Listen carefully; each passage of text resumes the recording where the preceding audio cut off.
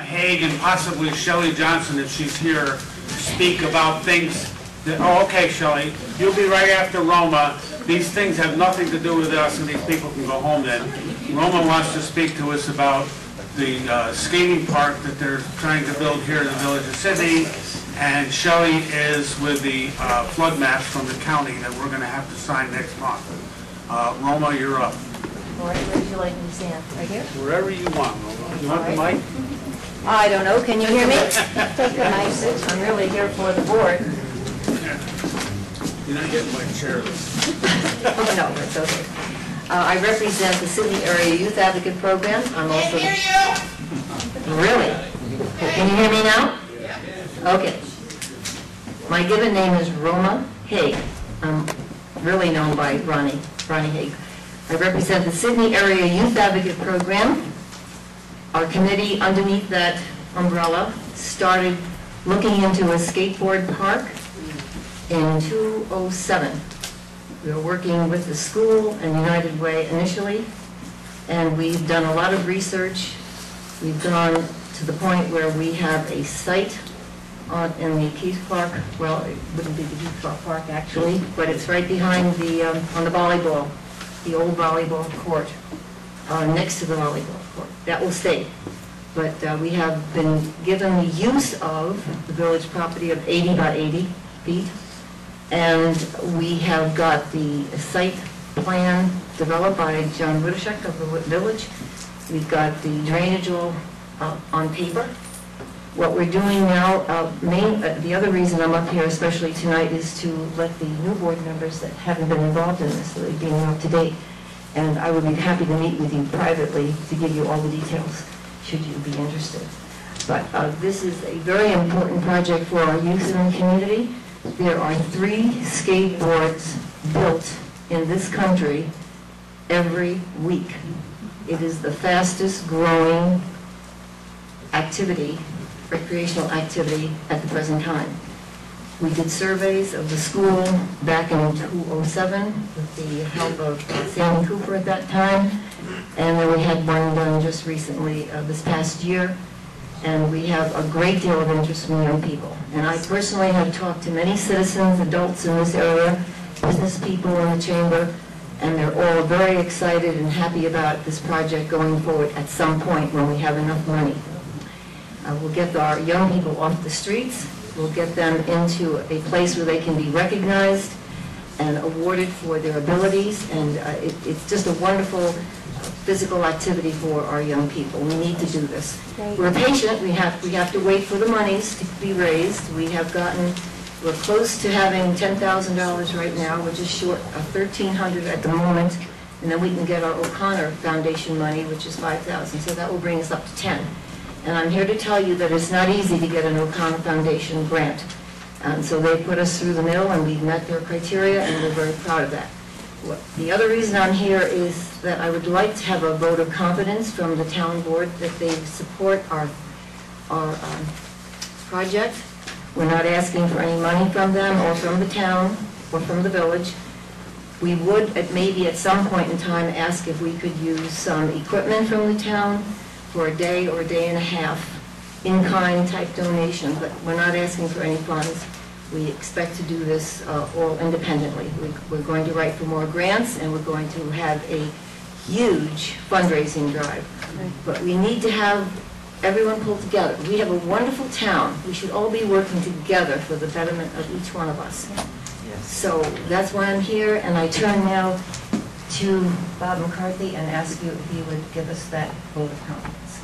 Somebody want to make a motion? I'll make that motion. Do I have a second? I'll second it. All in favor? Aye. All opposed? There you go. Thank you so much.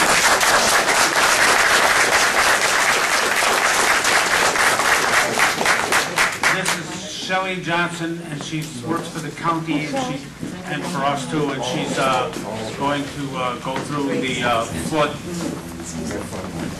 resolution that we have to pass.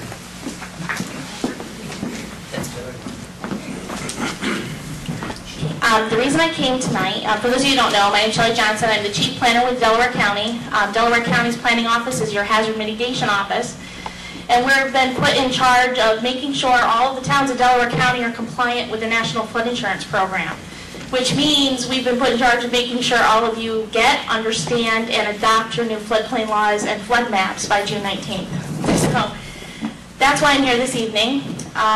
The flood law that I have put in front of you is the base law that the state of New York put together with FEMA that you have to adopt in order to be compliant with NFIP. The only pieces we had to add were we put the town of Sidney in the appropriate locations, we put Delaware County in the appropriate locations. We did name the code enforcement officer as your floodplain administrator, which is what's in your current floodplain law, and we named the zoning board of appeals as the appellate board, which is in your current floodplain law. The only thing we didn't put in there is fees, because that has to be set by you. The state would like us to send this back to them by March 19th as a draft, so they can review it, to make sure you didn't make any major changes, I guess. And then by May 17th, they would like you to have it adopted and submitted back to them so they can forward it to FEMA by the June 19th deadline. The law does reference all of the panel numbers that apply to the flood maps that pertain to the town of Sidney. It also does not include the additional language that they did send that is optional. Delaware County is not recommending that our communities incorporate the additional language at this time, only because a lot of it adds additional administrative costs to the communities, and you don't really get a lot of benefit back from it. So the base law provides you with what you need in order to enforce your floodplains. So we didn't add that additional language, and we're not recommending it to you right now. So this is really the law that you have to adopt in order to be compliant. So what I'm doing tonight is, what I would propose is, if it's okay with you for me to send it on to the state, I will get that in to them so you have the draft in by March 19th. I would ask that you schedule a public hearing for April on the local law, at which time I'll have a completed seeker document for you, and we'll also have a resolution for adoption for you. You can go ahead and adopt it at your April meeting. We'll get it to the state by the May 17th deadline, and you'll be compliant. So, I know you're running around doing this everywhere. Can you run that by us a little slower? Absolutely. So, just for the crowd, we all got letters about this last month. So this Yes. is like not our first talk of this. Yep. Okay. So, what's the procedure? The procedure is, the new laws and the maps were actually started in 2009. In 2009, the town of Sidney received preliminary plats. FEMA did a designation program where they actually re-studied and redid all the flood maps throughout New York State.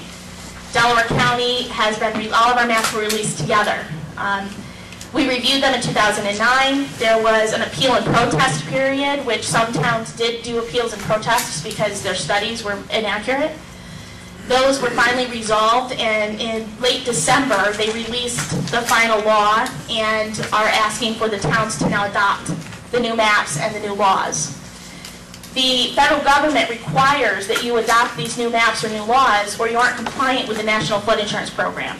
If you're not compliant with the National Flood Insurance Program, you're not eligible for FEMA reimbursements in a flood event or hazard event of any kind. Which means every time there's a flood event and all of the roads that Jamie repairs gets blown out, he can't get the 75% reimbursement from FEMA. It also means anyone in your town carrying flood insurance would no longer be eligible for flood insurance. So those people would lose their flood insurance, which could affect their mortgages. It's got a huge domino effect. That's kind of the hammer FEMA uses to make sure towns actually adopt and enforce these things. So they sent it to us with this quick timeline to go ahead and make sure all 29 municipalities in Delaware County are compliant. So what we did is we worked with the state. The state asked us to go ahead and get the plugins in, which are just the town names. And we told the state we aren't going to recommend the additional language. Now the additional language means you can increase the amount of freeboard on levees, you can increase your requirements for dams, you can increase your administrative costs. But for our rural communities, you don't get a lot for those things except for a big bill at the end for administering it the way that FEMA wants you to. So we would ask each town to take time to think about those things and evaluate whether it makes sense for you and whether you can afford it before putting it in there. So right now, we're asking you to just adopt the base law you have to, and over time, if you want to adopt the other pieces, we'll work with you to amend the law later. But right now, it's really important that you just adopt this law. And the timeline is, the state wants a draft back by March 19th for their review. Then by May 17th, they want the final laws adopted and submitted back to them. They will submit everything to FEMA by June 19th, so you're compliant. Well, the bottom line is that we're passing this as it is, and that's what it is. And that, you know. That's all you have to do at this So point. right now, do you want us to schedule a public hearing Yep. for April? Yep. And, okay, you're gonna make the resolution? Let's make a motion to do that. Okay, second, do I have a second? I'll second it. But All in, what? the resolution is to schedule. Hold a public hearing in On- April. On, and this- they'll fill in this the law. language on this? Yep, and this is the law that would be put before the public hearing. It'll be available at the clerk's office for review for anyone that wants to look at it. And it's, like I said, it's very standard. It's what everyone has to adopt. There's nothing additional in there. Wait a minute, you made the resolution, you seconded it, all in favor? Aye. All opposed? You're done. Very good. I'll be back in April. Go back home. I'll come back in April. I want to have someone make a motion to close this meeting now, those two people are gone, and we'll run the public hearing and then have the rest of our meeting after the public hearing. You make a motion to... I'll make that motion. I second it. All in favor? Aye. All opposed? Okay, well, now we're going to open the public hearing. I have a number of letters here, and I also have someone here that wants to read a letter from Rick Aiken, the CEO of Amphenol. I'm going to put him first. Joe Bianchi.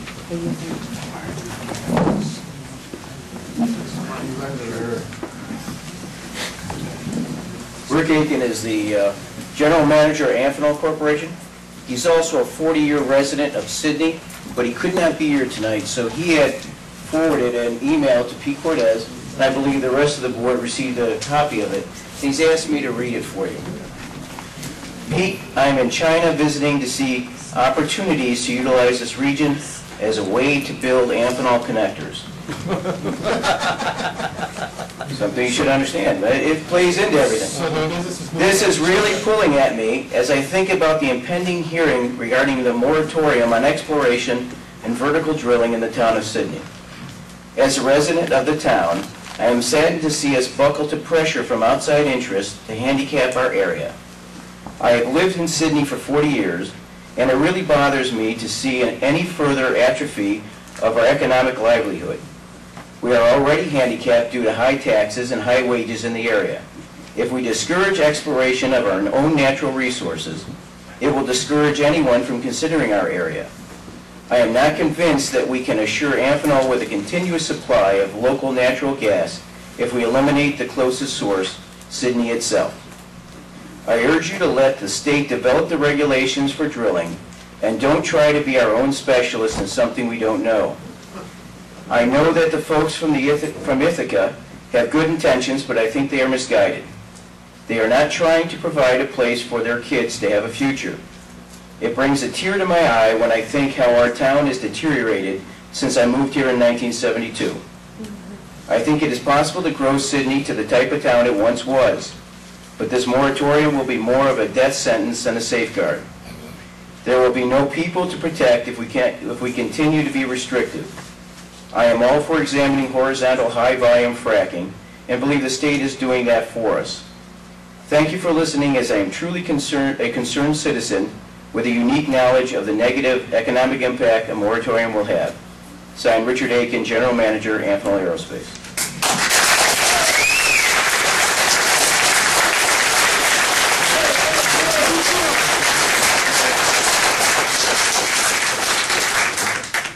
Okay, now I have a bunch of other letters that people have written to us, and nobody else wants to read them, so I have to. This is from Louis Whitney, who is president of the Bainbridge Development Corporation. He's also mayor of Bainbridge, did you say? Oh, okay. Through articles, street talk, and letters to the editor, etc., we of the Bainbridge Development Corporation are well aware of the monumental issue being proposed this evening at your town board meeting, namely the proposal of a moratorium on natural gas drilling within the town of Sidney. Your initial reaction to this letter might be, what's it to Bainbridge? It's our responsibility everything, would be everything.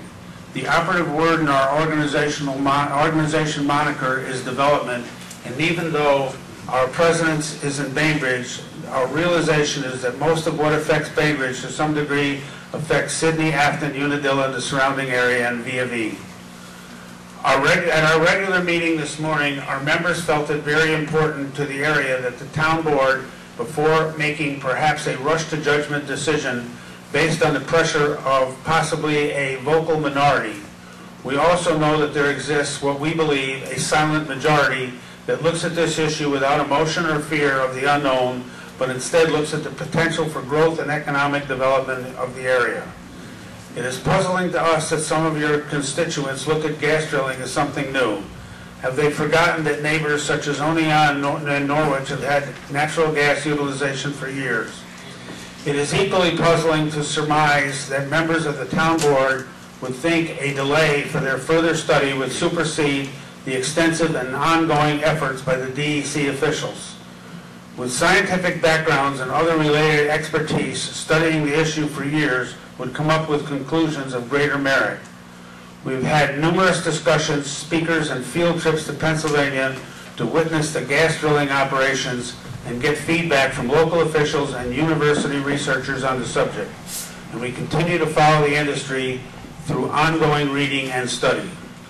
It is our conclusion that a moratorium on gas drilling is an encumbrance to a much-needed economic growth. A moratorium, even though it's stated for the sound of Sidney, has the impact on the attraction to do business and industry in a much wider area that we commonly refer to as the Tri-Town, of which we are part. We believe that the onus for weighing the risk versus the benefit of gas drilling should be left to those schooled and trained in the field, not to local politicians reacting to constituent pressure, which may be more personal and emotional than informed.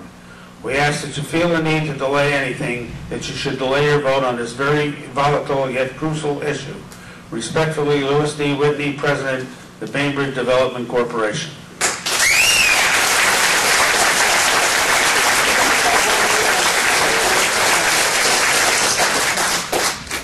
This is a letter from Jim Mino. Dear Town Supervisor and Council members, as you know, I have been in ongoing communications with you, and in particular with Mr. Cortez, as he had the courtesy of a reply. I also spoke with him at length last night on the telephone, expressing my concerns along with potential negative ramifications a moratorium would have on Amphenol, Meade, Westvaco, and our community.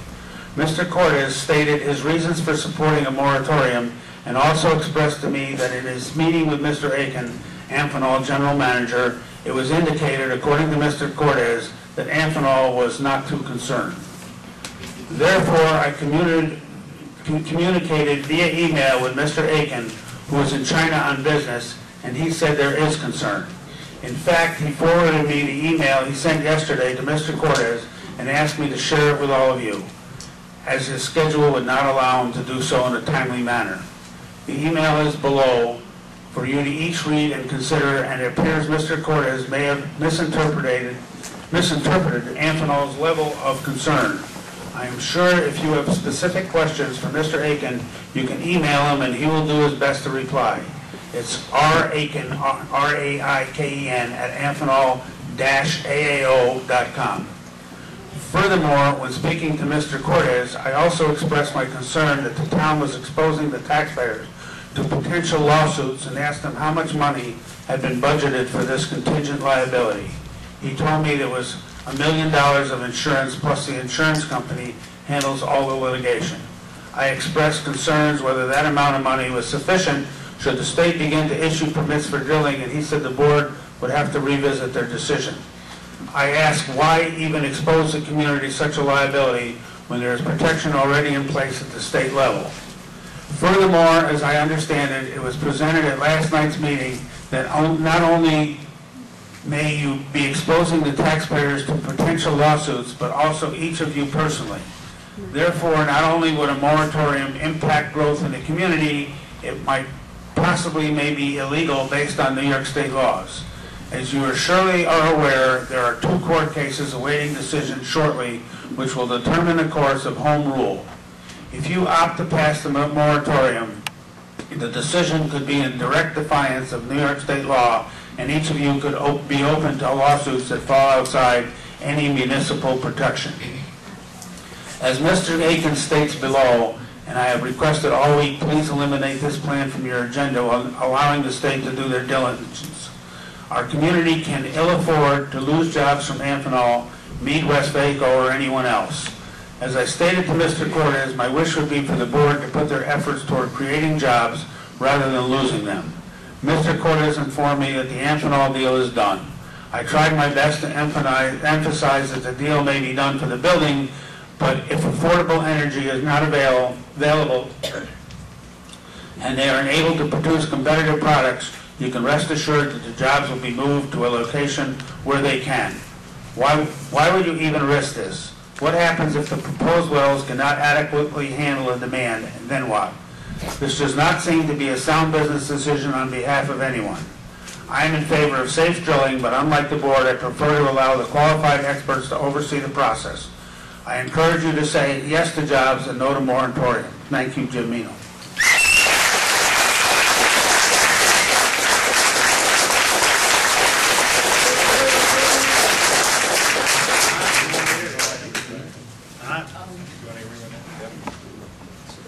I'm getting bored, so I'm going to take a break for a second.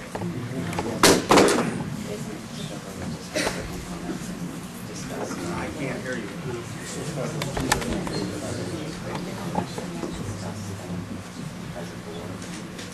Reading letters that people sent to us. That's correspondence that has been forever in our meetings. This is the one from Jim. Oh. Well, here's this one from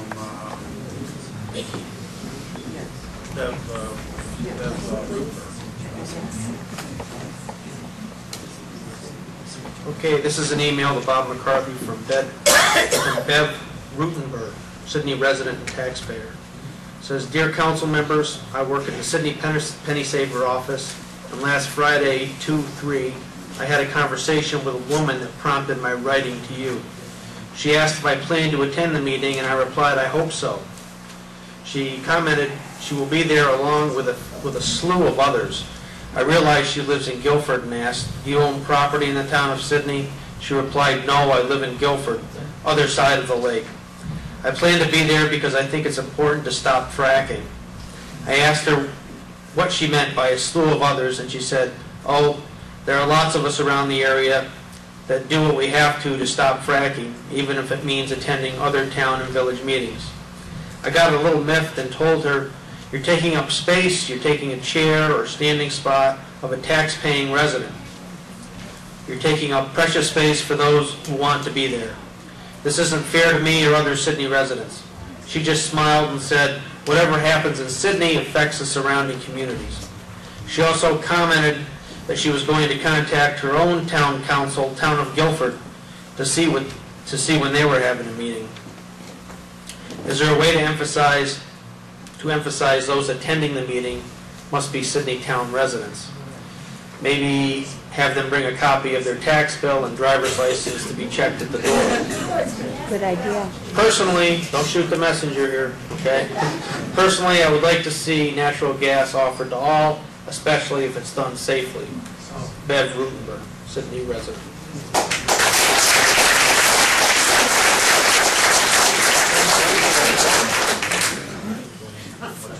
Okay, next we have a letter from Andrew P. Hinckley, Town of Sidney taxpayer. I have a Town of Sidney gas drilling moratorium question. Regardless if you are for or against gas drilling in the Town of Sidney, there is one question that need be regardless if you are for or against gas drilling. Is the board willing to be fiscally responsible for the lawsuits form gas companies and individuals? The fact is, towns in New York do not have any local authority when it comes to natural gas exploration or extraction. The DEC does, just like controlling the New York deer herd. Local towns do not have the authority to make laws pertaining to deer hunting. Only the DEC does. Like I asked, is the Town of Sidney willing to be fiscally responsible for litigation against the town?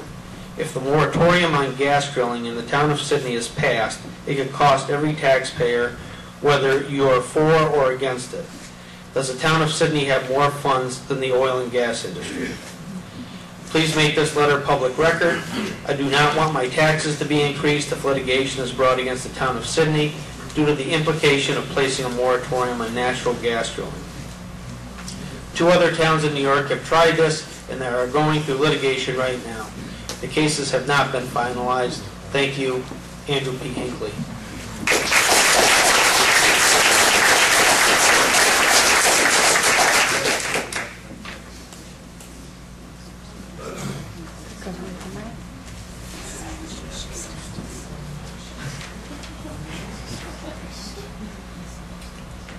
Okay, next is a letter from the 2012 directors of TCA Vision 21.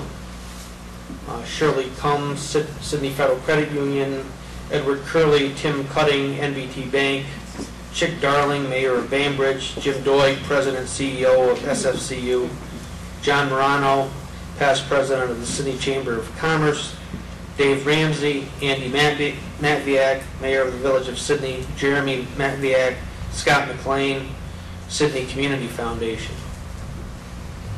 Dear Town Council members, we are residents, employees, and small business owners in Sidney and the surrounding area. Like you, we have dedicated a large part of our lives to making Sidney a better place to work, live, and raise a family. As such, the thought of a moratorium on gas drilling is very concerning.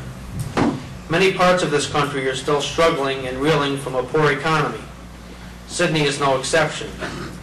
Satisfying and maintaining current employers has been difficult. Enticing new employers to the area has been near impossible. None of us can withstand any job loss from the area. One of the very few benefits that we have is access to affordable energy. We need your help in bringing this energy to every homeowner and every business in Sidney. If we are to survive and add new jobs, we need these energy sources sooner rather than later. Jobs are being created where there is affordable energy, and our community has itself at the crossroads. We would like to choose the road which leads to fiscal responsibility and progressive thinking, as opposed to selecting a regressive process which could ultimately lead to further destruction of the local economy, tax base, and the future of Sidney. A moratorium is not the safe way. It's the most volatile and aggressive route. The DEC, state and federal officials have numerous committees with countless rules and regulations. It's not clear how town of Sidney officials can be more educated, knowledgeable, or professional about these issues than the aforementioned governmental agencies. On February 6, 2012, the New York Times quoted Governor Cuomo as saying, "This gas drilling is not an issue to be decided by politics or emotion." The article went on to say companies already estimate that they would have to spend an extra $1 million per well to drill in this state because of tougher requirements, including a rule that would require an extra layer of cemented well casing to prevent gas from seeping out. Further, there are questions regarding the legality of a municipality such as the town of Sidney enacting said moratorium. In addition, the town, as well as the individual board members, may personally find themselves in the midst of a legal battle. That's not the environment in which current and future employers relish. The end result needs to be a warm and welcoming town of Sidney. We need to be perceived as an open-minded community, one that is willing to look into the future with a progressive attitude. Otherwise, there are hundreds, even thousands of other communities throughout the county, it says county, I think the country is supposed to say, that would love to welcome our employers and even our taxpayers into their neighborhoods. Most of us were born and raised here. None of us want any harm to come to our community, either by lackluster drilling or by over-regulation. We request that you allow those officials at the state and federal level with the knowledge and expertise pertaining to gas drilling to devise the procedures, rules, and regulations.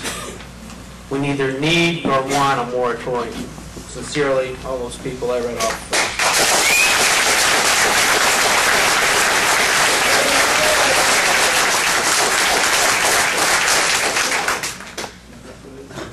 Okay, Next is a letter from Jeanette I. Hinckley and Robert F. Hinckley to the Town Sidney Board.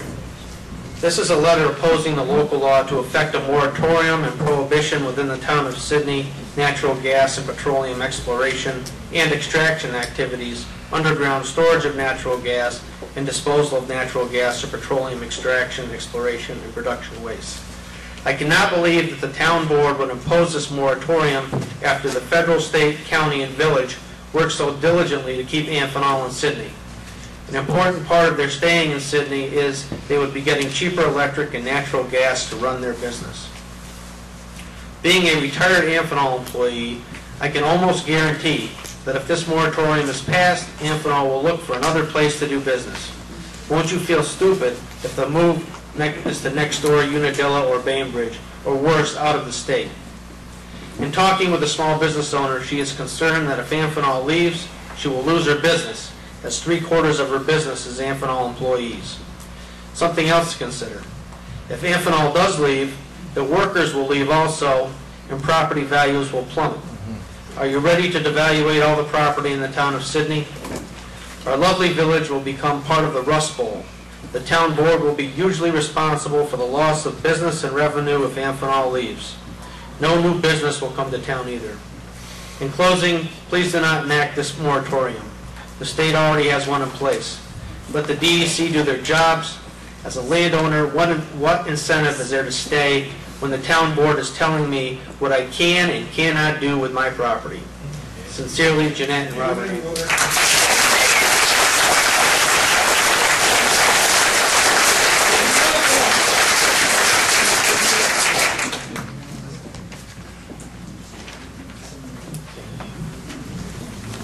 Next is a letter from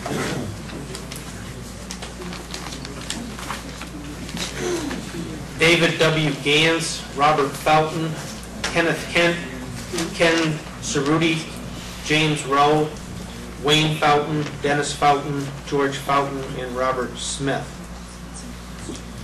Mr. Bob McCarthy, Town Supervisor of the Town of Sidney, and Town Council members, please take notice that we, the owners of tax map parcel number 139-2-4, with 72 acres located on Pine Hill Road in the town of Sidney, are not in favor of the resolution introduced by Town Board Member Pete Cortez and voted for by members Gaby Pysnik and Walt Goodrich to enact a local town law to have a moratorium for natural gas and hydrofracking. Sincerely yours, all the names I recognize.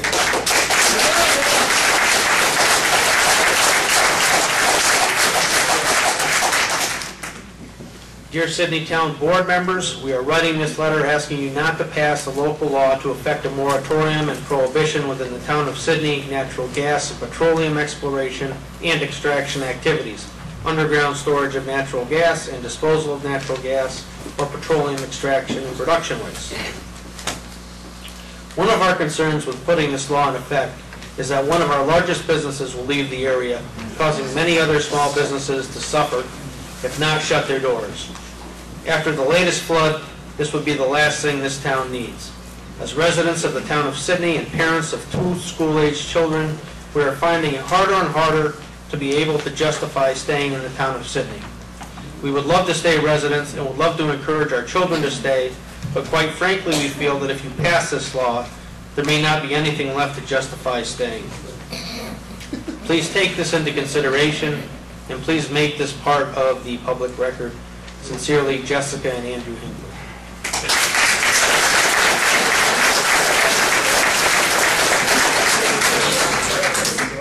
Go on all night.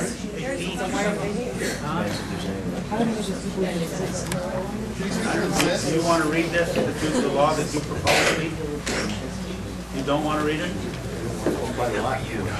I can't hear you. It's been available to people to, why should he have to I think read it should be read.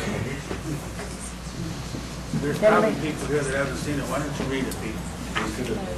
Just circulate the copies. The town clerk's office, if you want to read it. Yeah, I'd love to hear some discussion. There's a bunch of copies. yes. Like, There will be. I hope so. one voice is not enough. Is there anybody here that has not read this law?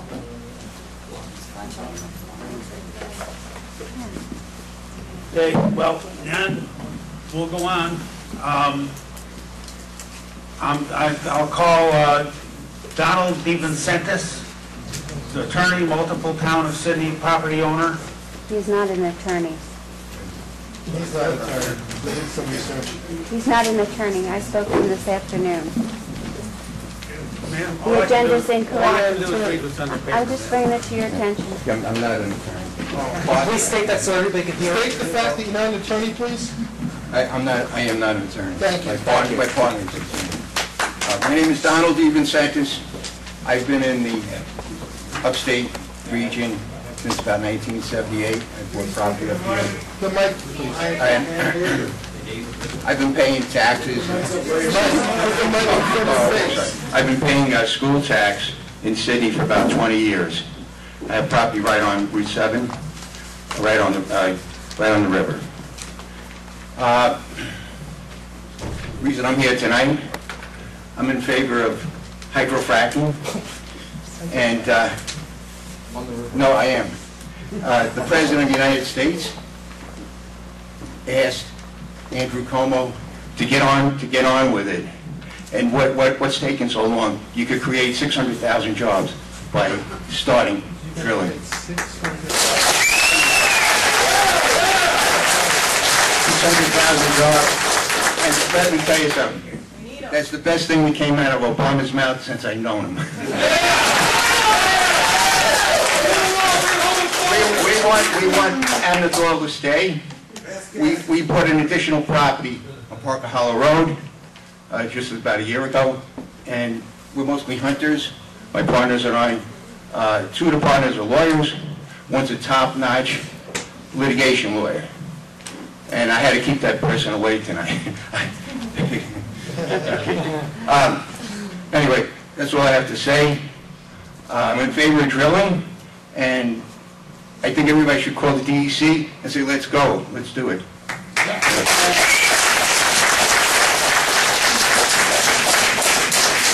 Wayne Colley.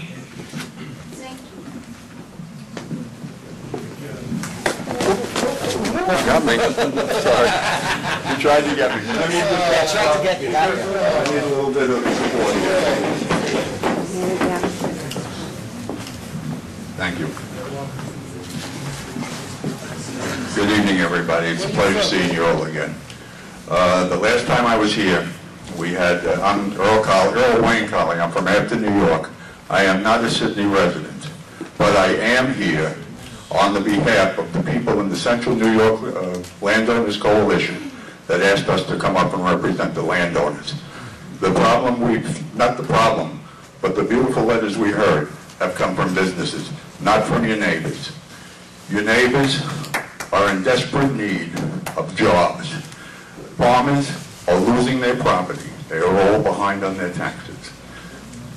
If you want to keep a pastoral presence in this town, you better support your farmers. There's 207,000 acres in the Central New York Landowners Coalition. Roughly 10 to 15,000 people.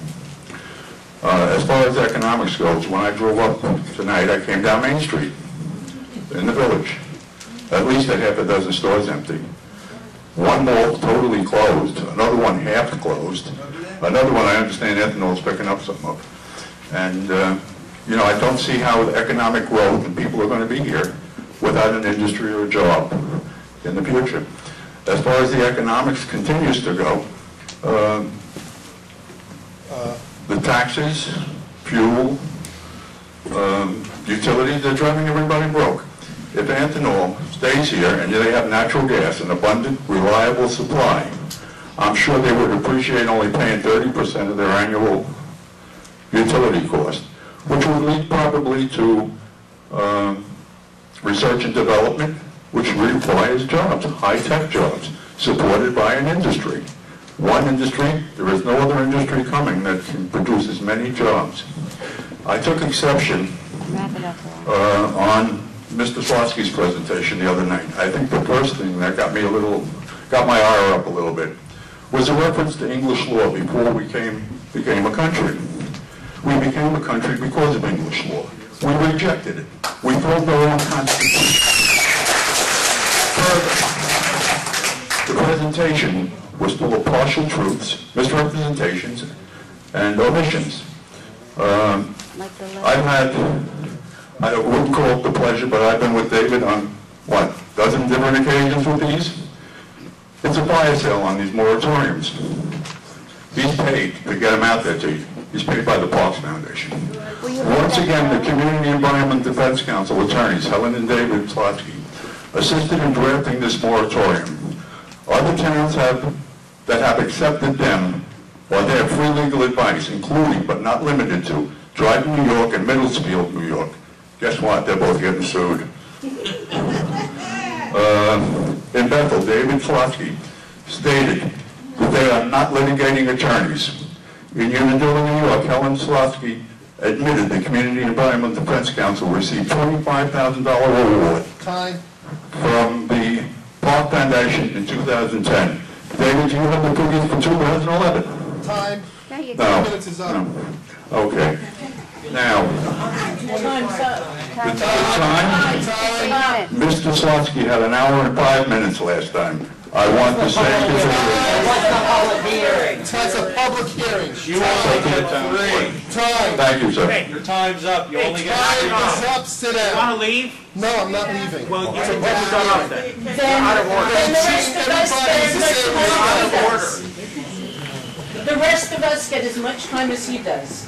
You're out of order also. No, she's not. You're both out of order. Lies, disruption, and intimidation. That's what we face. These towns are not the clients, as you would be led to believe by Mr. Slotsky. The Park Foundation is their client. At the meeting I attended, the solicitation to induce towns to enlist this free legal advice is the numerous towns that have a moratorium, The facts are about a dozen towns have bans and another dozen have moratoriums. It's now up to about 44. Less than half of them are in the Marcellus Shale. The 3 cities that they do include in it, New York City, Oneonta, and Syracuse. They're all protected areas. It's a numbers game they're playing with you, so they can go to the next town and say, we have numbers and numbers and numbers of towns that have already done it. You're not alone out there. This is a list of what they call the 68 different towns. Only 13 of them have bans or moratoriums in drilling areas. We're going to be here till midnight. Yes, you are. Shame on you. I don't want you reading my propaganda. Some kind of limit. Oh, you want to do it's propaganda. The amount of time That was going to be George. Knock it off. Okay, the other thing I took objection to is the partial truths. In Mr. Slotsky's presentation, he went on with the oil and gas law and the mineral mining law. If I can find, here we go. What he showed you on the slide was for the purpose stated here in this title shall supersede all other state and local laws relating to the extraction mining industry. And that was all he read. On the gas one, he read, this provision of this article shall supersede all local laws or ordinances relating to the relationship of oil, gas, and solution mining. That's all he read. The entire law goes on the extractive mining one, provided, however, that nothing in this title shall be construed to prevent any local government from enacting local zoning ordinances or other local laws which impose strict mine land reclamation standards or requirements for those found herein. That's explicit right to zone. In the oil and gas section, but shall not supersede local government jurisdiction over local law, over local roads, and rights of local government under the real property tax. There is nothing in there that specifies they have the right to zone an industry out, an oil and gas industry. And if you didn't know the whole law, you would be believing what you were told. All right. When I was looking into this, I contacted the past director of mineral resources that was in office when this law was written, and he informed me that it was written as a separate law. If they meant to change the law, they would have did it at the right same time they did the mineral mining law. All right, good night. All right.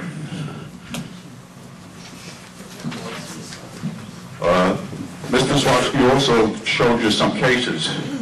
He neglected to mention the one that does pertain to the oil and gas industry. He read you case laws that are subject to the mining end of it. The purpose was for mining, for valid mining, not for oil and gas. They claim there is no case law directly on point interpreting whether the Oil and Gas Act should to preempt a valid enacted zoning law, which otherwise would have the effect of prohibiting oil, gas, and mining solution activities. That case is Erie County case. It's in Biogas against the town of Canatona, and the town was sued. They lost. All right, moving along. The one thing I want to bring out to you individuals. I have talked to representatives from 3 or 4 municipal insurance agencies. Your town liability insurance protects you for legitimate legislative activity.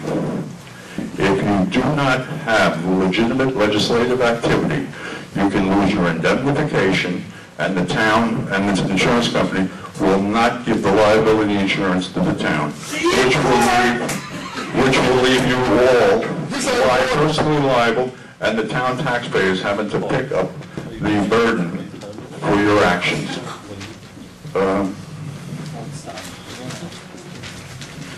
Just one thing I think you should also bring out to Mr. Swansky if he chooses to speak tonight. Ask him, how do you qualify as a 501c3 when we're promoting specific local legislation? I thank you for your time.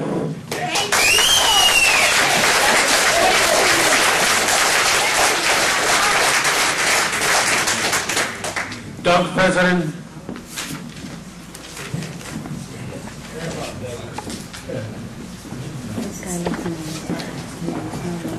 If I get a little over the boundaries, you guys. Everybody hear me? Yeah. I spoke in this room in 1958, so I think I can still do it without the mic. I live in the village of Sidney, and I want to speak about New York State and water only. And if you have any questions or comments, I hope I have enough time. We'll give you a shot. Or you can talk with me later. Quickly, I want to mention about the fracking is breaking up the rock to extract the gas. And in New York State, there's been over 60,000 wells drilled since the late 1820s. Vertical. Vertical wells. Thank you. I forgot to say vertical. Right. Now, please, you can raise your hand if I got something there wrong. Otherwise, wait for the questions. What did I do wrong? You want to ensure that the public knows that we're talking vertical wells? I just said vertical. I just said vertical. Fracking. Okay, now there's 14,000 active wells now drilling for natural gas in New York State. And several of them are hydrofracking with water, with some sand, and with some chemicals. Very small amounts. So, that's been going on all those years. Now, in 2008, suddenly, there's a new method of horizontal fracking, using lots of water, sand, and chemicals. And now, the politicians and the DEC decides to come in and let's regulate this and get it right. Although it's been going on almost 10 years in Louisiana and Texas and so forth. Now, my point right now my point right now, I do not know how any drug-free person can say that vertical drilling for gas is not safe. It's impossible, because you never said anything at all about all those wells, all those pipelines before 2008.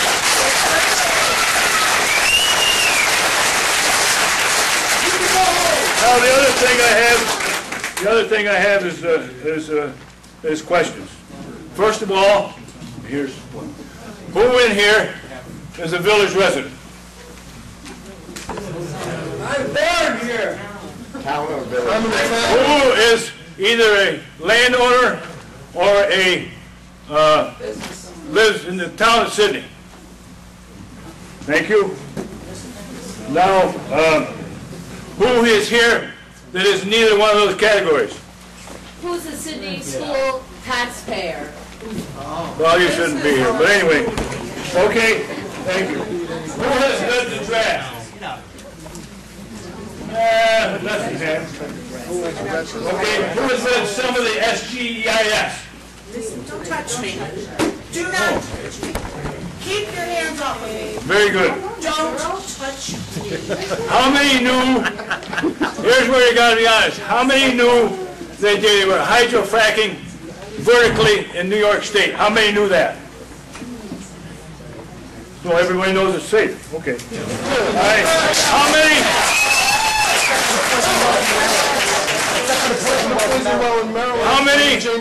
How many have been to Pennsylvania to check out the well? Wow. Oh, very good. Wow. Hope you're honest. How many in the village of Sidney buy bottled water? Not many. One person? Wow. Surprise. That's because the water's so good, right? Yes. How many in the town of Sidney buy bottled water? God, I don't know why they got bottled water on the shelf. Exactly. Nobody buys it. Keep it that way.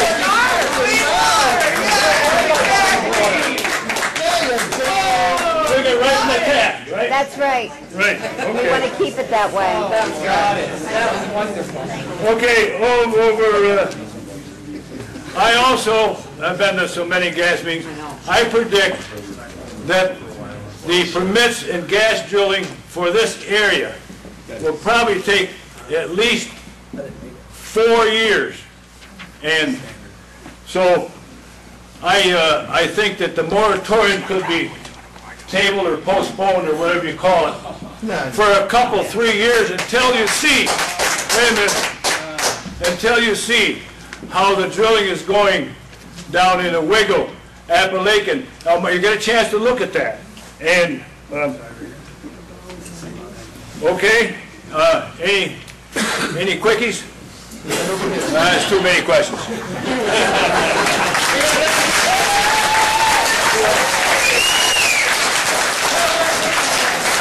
Do I have time to answer any? No, let other people speak. Yeah, go ahead. He's enjoyable. No, let other people speak.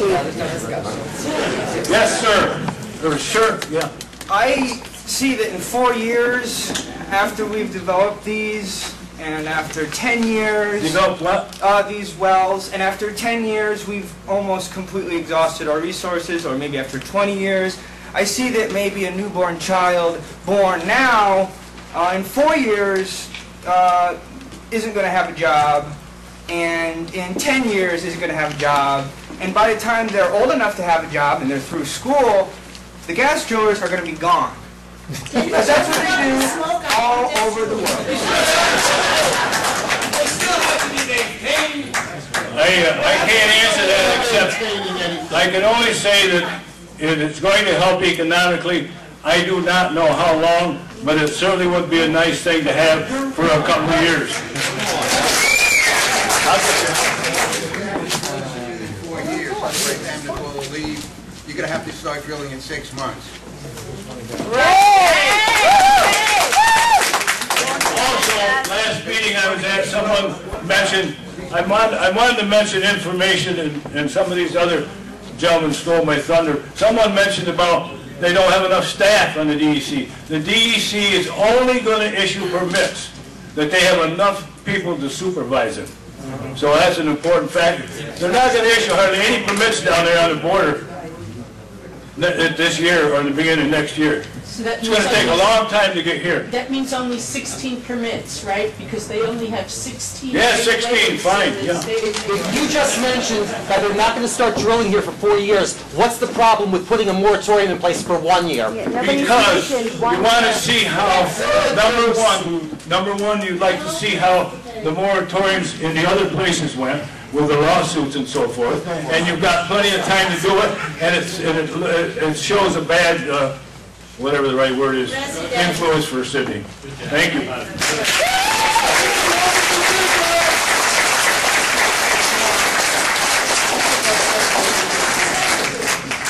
We found another letter here. It's the same thing, and it's just that Angelo and Mary Jane Mara are against drilling, or against this resolution.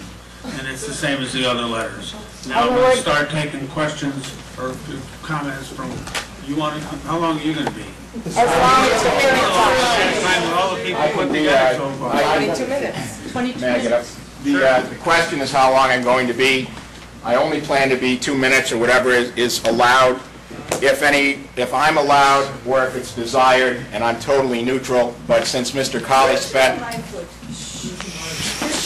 Please ask the audience to not call rules? Oh, we're all going to be speaking out like Ms. Dorsey here. You've been what you just did? You've done it twice. Well, why don't you maintain order? Why don't you go back to order? You want to leave? No. I'm waiting for you to maintain order. Well, I'm waiting for you to shut up because you're...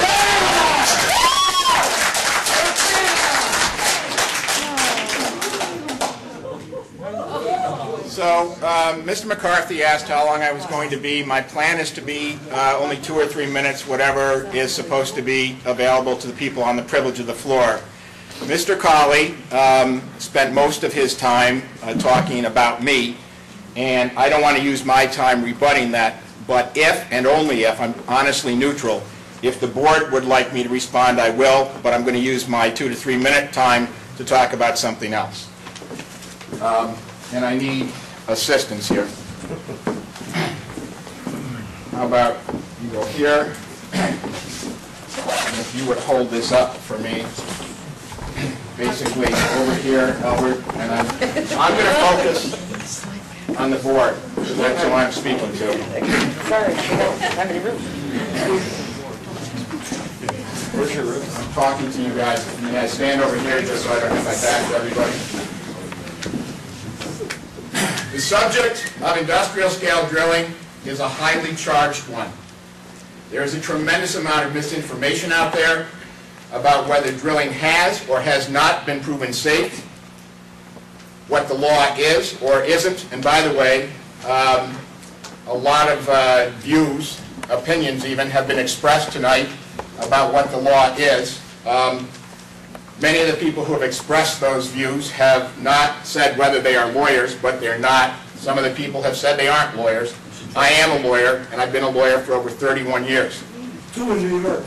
And the way it works is that the New York Bar Association, who decides who can practice law, their rule is that if you move to this state and you have practiced at least 5 years somewhere else, in a state that lets New York lawyers do what I'm about to tell you, then you don't even have to take the bar exam. Because as far as they're concerned, if you practiced 5 years somewhere else, you are indeed allowed to practice in New York. So they at least think that 31 years is meaningful. But let me stay. I apologize for, I'll try not to respond even when there is a response from the audience. All right. So as I said, there's a lot of misinformation about what the law is or isn't, about what kind of unintended impacts could occur if unconventional drilling is allowed into a town. Some of this misinformation appears to be spread in good faith, simply the product of honest error, and some appears to be spread seemingly without regard for the actual facts. Obviously and appropriately, Amphenol is an extremely important stakeholder in this community. Yesterday, a local businessman circulated an email that implied that Amphenol had a high level of concern that its business somehow would be adversely affected by the moratorium that is the subject of tonight's hearing. That businessman circulated a copy of an email from an employee of Amphenol, which, according to the local businessman who circulated it, supposedly demonstrated that Amphenol believed its business would be hurt by this moratorium. Well, here is a copy of that email. I have extra copies. If anybody wants to see me afterwards, I've got copies for you. This email does not say that Amphenol believes it will be hurt by the proposed moratorium. In fact, it is not even an official communication on behalf of Amphenol. Rather, it is from and contains the personal opinion of a resident who happens to be in senior management at Amphenol. Sorry, I did that. That individual is apparently against the proposed moratorium, and of course he has every right to have and express an opinion. But everyone needs to understand that this email does not even pretend to express Amphenol's opinion about anything, not the proposed moratorium or anything else. Much of this email sets forth the writer's understandable sadness at how the town has deteriorated since he moved here in 1972. Can I ask you to please be quiet and That's all show right. respect? I'll just speak louder and louder. And he's also concerned about the atrophy of the economy over the past 40 years. Thanks, hon. Totally separate and aside from drilling issues, the writer observes that the town is already handicapped by high taxes and high wages in this area. Now, as an aside, query whether the high wages in this area problem, of which the writer speaks, would really be made better or worse by allowing industrial-scale gas drilling in.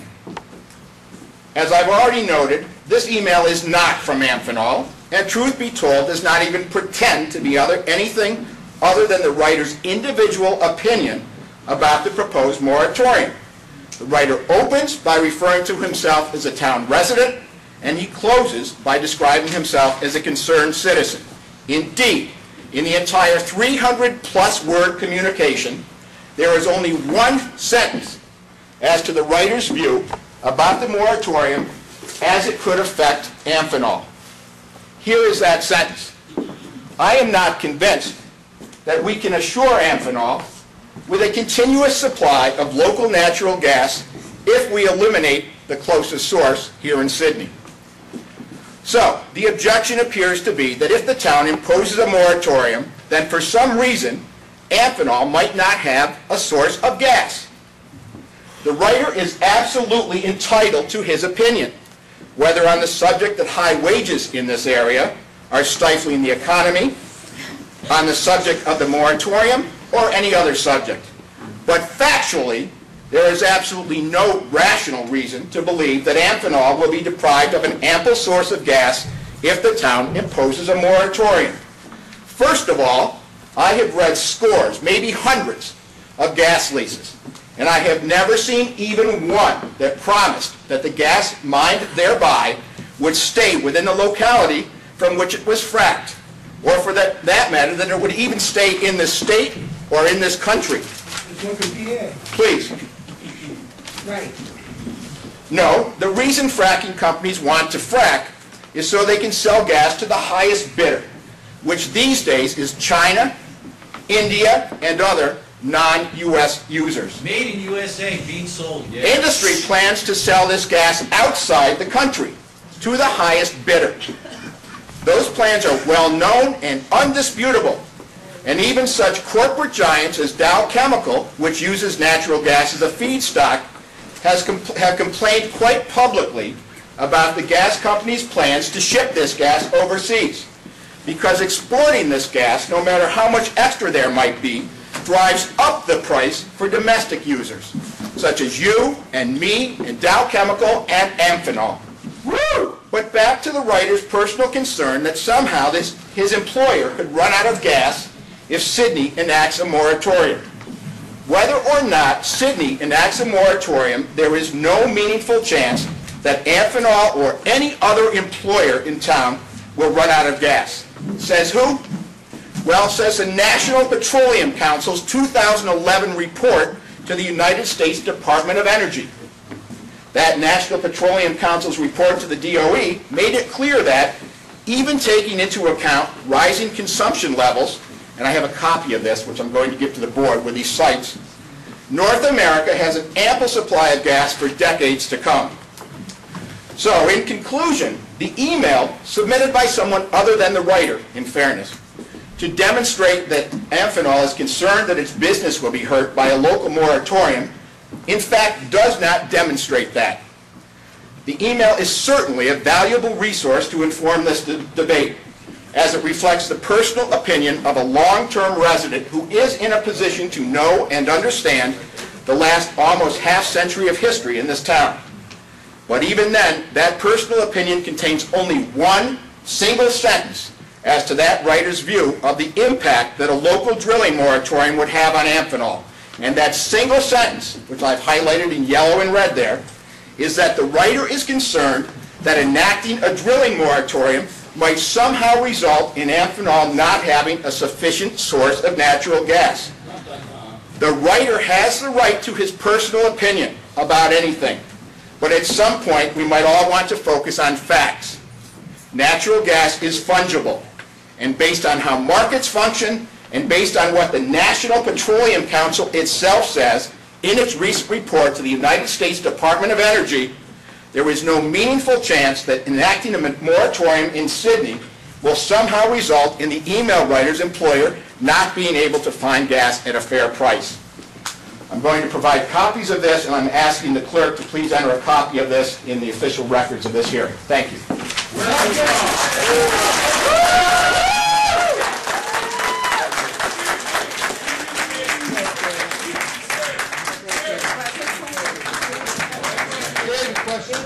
I'm not taking questions. Where I come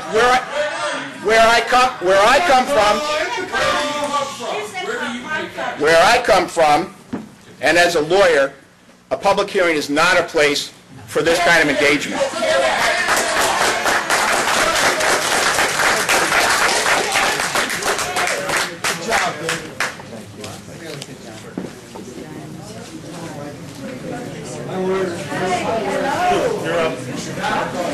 I think everybody can hear me from here. My name is Marcellus, and I am local 1529, president of the International Association of Machinists and Aerospace Workers. I represent those overpaid workers he was just talking about there. I represent 1,000 members. No, I'm not a resident of Sidney. I live in Oneonta. I've worked in Sidney since 1979. The email that he put up there was, yes, from a citizen. That is also Rick Aiken. He's the plant manager. He's like the top guy in Sidney. I think he is more than just the average Joe writing an email to somebody.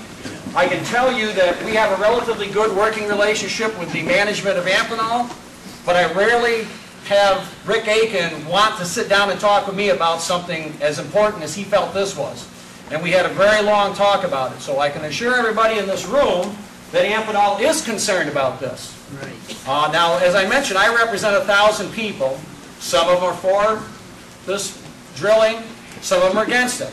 So obviously, I got to be careful because I represent all those folks. What they all have in common is they do enjoy working at Amphenol and they do need their jobs. That is the most important thing. That's what they all have in common. And we don't want to do anything. We obviously dodged a huge bullet after going through a flood 5 years ago. Pretty much the management said, if this happens again, folks, it's game over. We're going to have to leave town. And we were very fortunate that after going through this again, and the hard work that all of my folks, a lot of them are here tonight, our hourly folks and the salary folks over in Amphenol went through to get that plant back up and running. And after a lot of hard work from the village, the town, state officials, all kinds of people put together a package to convince them to stay here. Because in this global economy, we've seen a lot of jobs go. They've got a lot of reasons to leave New York State, even leave the country. We were very fortunate they decided to stay here. There's a lot of 30-year people over there. We don't want to go out looking for another job. We got 30 years there. We want to be able to retire from there. Part of that package was a financial package from New York State. Part of it was cheaper electricity, and part of it was access to natural gas. It's like a trifecta that they needed to have to be convinced to stay in this state. So basically, my concern representing the 1,000 members that I have over there that work at Amphenol is that we don't want to see any moratorium passed that's going to impact anything that Amphenol's got planned right now. And regardless of what was written in an email, I can tell you I've been there since '79. I've been president for 2 years. Whenever their costs go up, no matter what those costs are, okay, that cost is going to be made up somewhere else. And the easiest place for that to be made up is to send jobs to China and send jobs to Mexico. And that means this community loses jobs, we lose revenue here, and it goes out of the country. We don't want to see that happen. To Mexico. So that's why we're concerned, that's why we're here, and that's why we're asking this town board to please not proceed on anything that will impact the plans that are in place to keep this company that's so important to this community in this town and in this village. I have a petition that I'd like to enter into the record for you folks.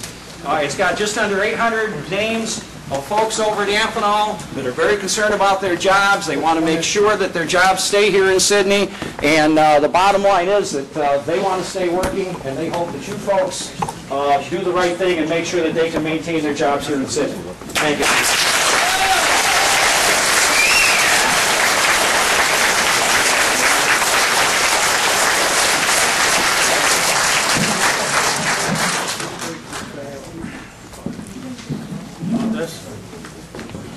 Got a big voice, so you probably won't need it. My name is Ed Zangle, and I grew up in Worcester, New York.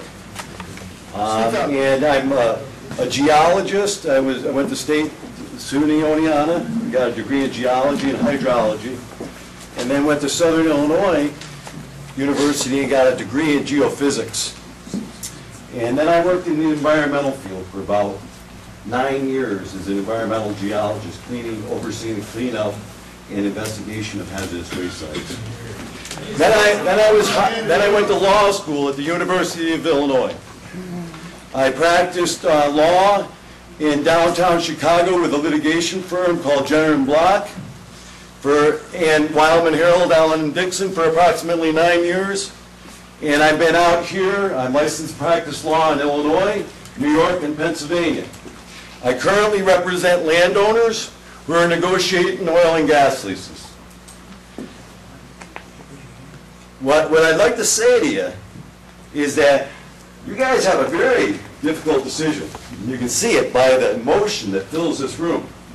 And I'm sure Mr. Slotsky would agree that you could put 5 lawyers in a room and probably all of them would disagree on what the state of the law is on any given issue. And you've provided him with time to present what he believes the issue on home rule and your ability as a town board to pass bans and moratoriums. I think it would be wise for you, as well as many other town boards, to do your due diligence.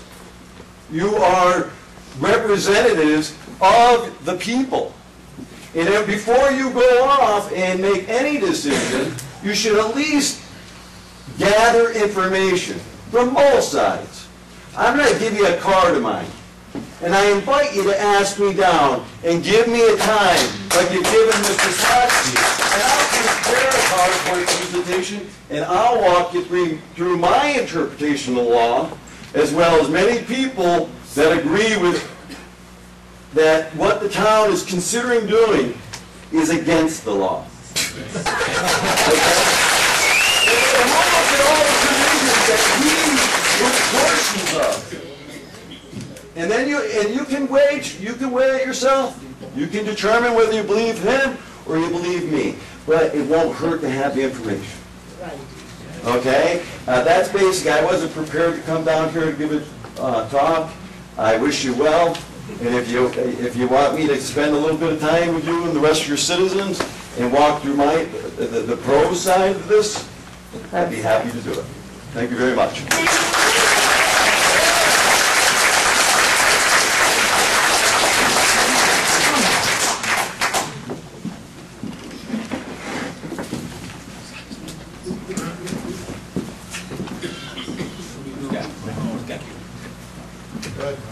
I've only got 3.5 minutes. Can I have 3.5 minutes? Yeah. Are you ready for some real numbers and facts? The Clean Air Council is finding higher than normal levels of barium, methanol, and strontium in the air across the southern tier of New York, and they aren't even fracking in New York yet. With infrared technology, they are filming what the human eyes can't see. Methane spewing from the wellheads and dispersing into the neighborhood. The air quality above northern Pennsylvania is so bad, the Towanda High School girls track team is practicing indoors due to nosebleeds.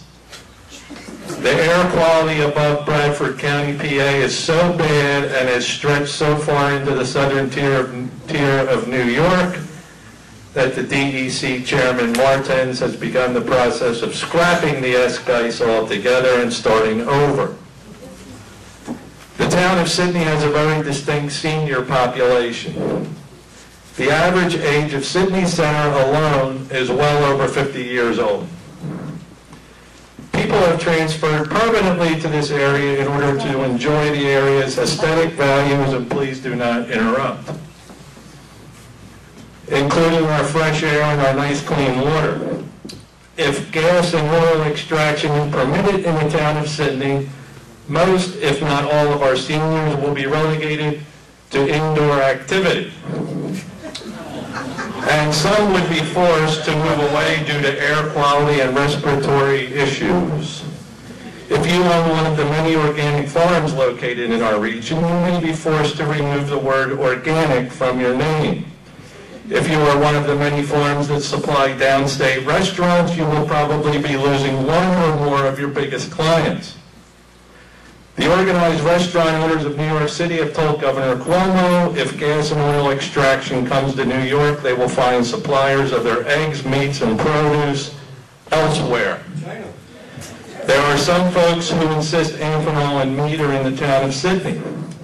Even Bob McCarthy, Sidney's biggest moron, has stated publicly that the two companies are in the town of Sidney and that a moratorium would certainly force Amphenol to leave town. Well, folks, Amphenol is in the village of Sidney, and litigation taking place in the town of Sidney has absolutely no effect on the village of Sidney, including a moratorium on gas and oil extraction.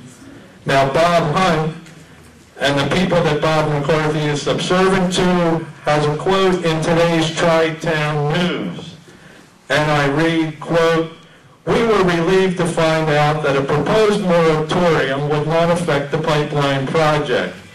Therefore, I strongly urge the board members here tonight to vote with the Sidney Chamber of Commerce in favor of a moratorium in the town of Sidney. The price of natural gas has plummeted to its lowest rate in 2 years at $2 per 1,000 cubic foot. I would say this to sell now for a mere 12 to 15% on $2 would be fiscally irresponsible for a leaseholder. New York's hydrocarbons have laid beneath us for 1,000 years. Let's keep them there for 1,000 years more."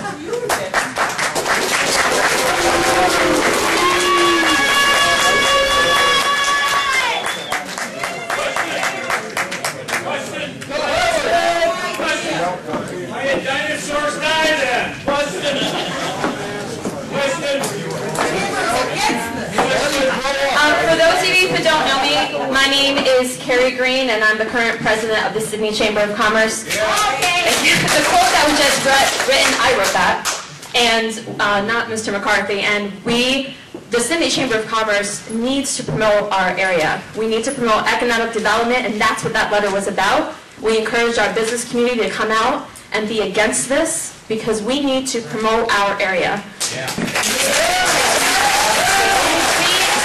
try so hard, the Chamber of Commerce tries so hard year after year to promote Sidney. We want to attract businesses, we want to attract residents. I'm also the president of the Tri-County Young Professionals, which is the same thing we're trying to do. We try to bring people to our area. And we can't continue to do this if we don't provide them opportunity. All of our businesses, all of them, the large ones, Amphenol need, if Amphenol is still getting gas because the pipeline's going, that's great, but our small businesses are not, and they're going to leave, and they need to be supported by us as well. What does that have to do with a gas well? They can tie it to any pipeline that surrounds Sidney, and they can bring a pipeline right into the village from Alton. Hey, she's speaking. Sit down. No, Walt is in the watershed. So we're just here as a city. Hey, be quiet. Sorry, I don't want to get involved with the back and forth thing. I just want to be here as a Sidney Chamber of Commerce president to say we need to promote our area, we need to promote economic development for everybody, and that's what that letter was about.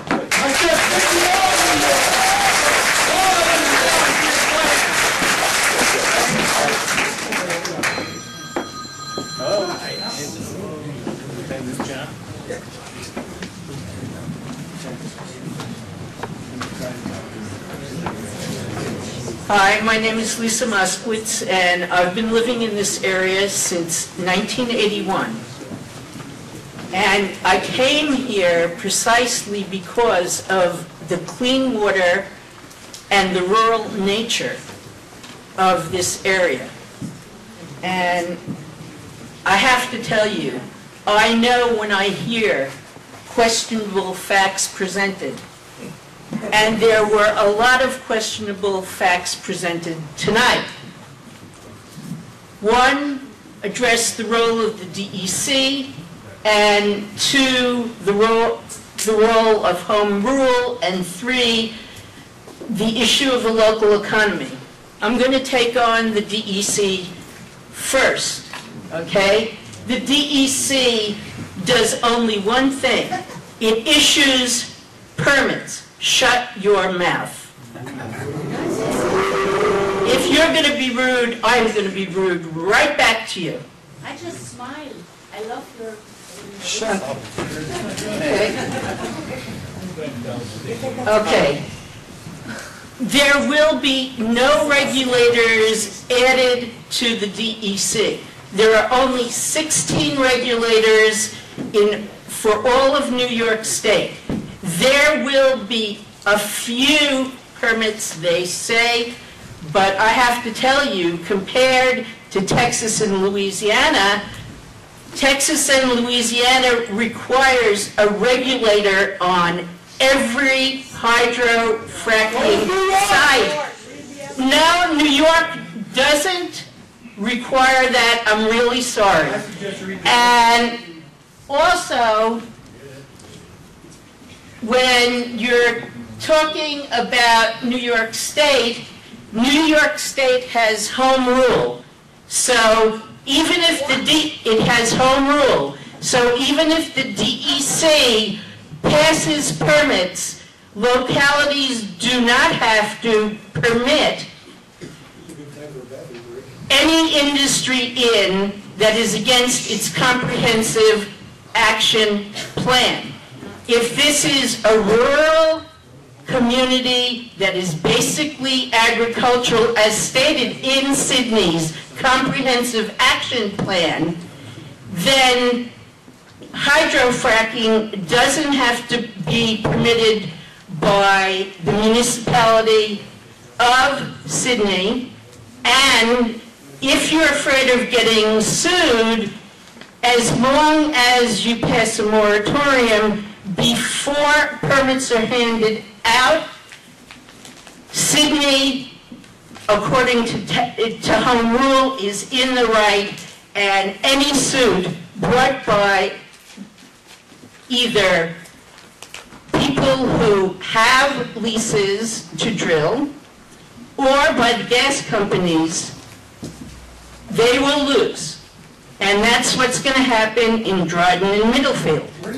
Okay? Then, next, the issue of why we might want a moratorium in this area. Because a moratorium is basically a very conservative, middle-of-the-road plan to give Sidney time to pass laws and get up to speed on what will fit its own economy. If you think that high-tech employees are going to be hired from Sidney, think again.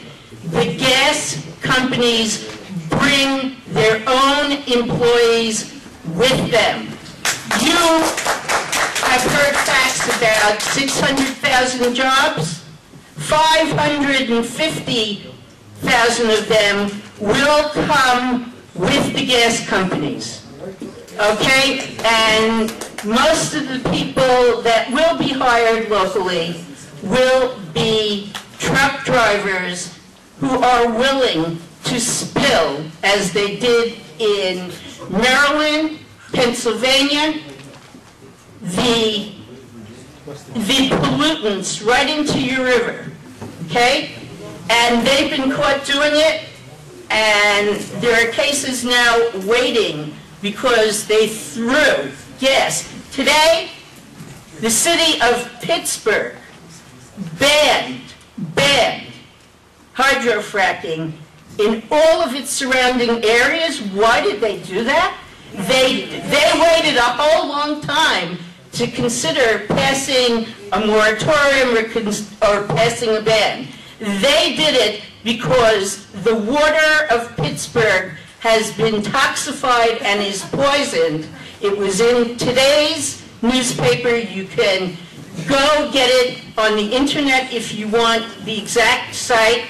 Albany wrote a large article on this, and the bottom line is they did it because they don't want any more cleanup than they're already going to have.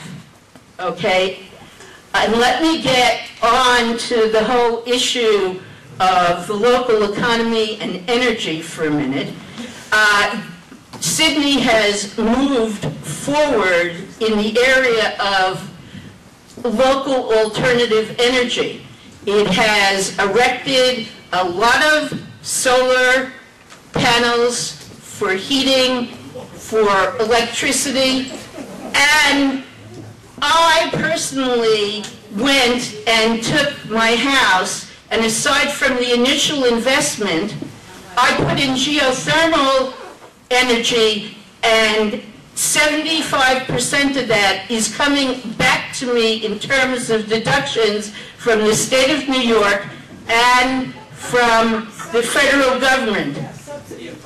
That's right. So any business, Amphenol or any other business, can get the same deal. It will cut their need for natural gas to practically zero.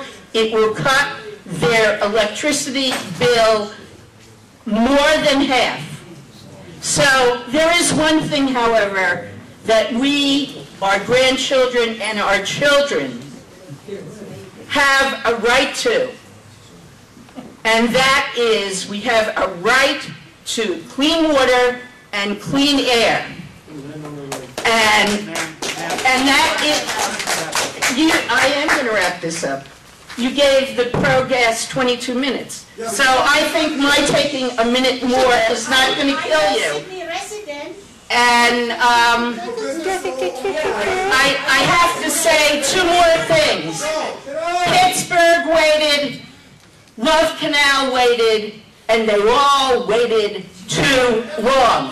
Sidney needs to prepare itself for what it needs, good or bad, in the future. I have a tourism business, but I am not taking any more a tourism business. Yes.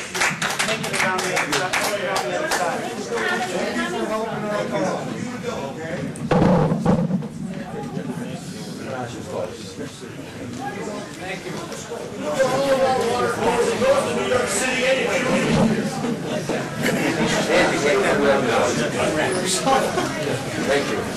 don't know if I can be heard. I have a real bad cold, so try to bear with me. If I can't be heard, I'm going to have a village engineer speak. I'm Andy Matviak. I'm Andy Matviak. I'm mayor of the village of Sidney. I was a trustee here for 12 years. I was a teacher here in the village of Sidney, and I'm also a business owner in the village of Sidney. To answer some of the questions earlier, one person mentioned that we in the village of Sidney would not be impacted by what the town does. We pay a majority of the taxes to the town of Sidney. The village of Sidney taxpayers do. Number two, Amphenol has been a question that's been discussed. Amphenol is going to rebuild. But let me give you a little scenario that we were faced with right after the flood. I called Gary Anderson the day after the flood to thank him for rebuilding his facility in the village of Sidney because, as was mentioned earlier, they were going to leave if there was a flood in this village. Gary Anderson said to me that day, the good news is we're building today. The bad news is in 2 weeks we're looking to move out of the village of Sidney. We worked very hard, not only the village, but the town worked hard, the state worked very hard to keep Amphenol in this location. Number one, as it was mentioned, there were three things they were looking for. The major thing they were looking for was dry land, which we did find for them. But natural gas was one of the parts that we used to entice them to stay here. I want to say, let me go back, low-cost energy, because we're also bringing in low-cost electricity to them. The village has a hearing coming up next Monday.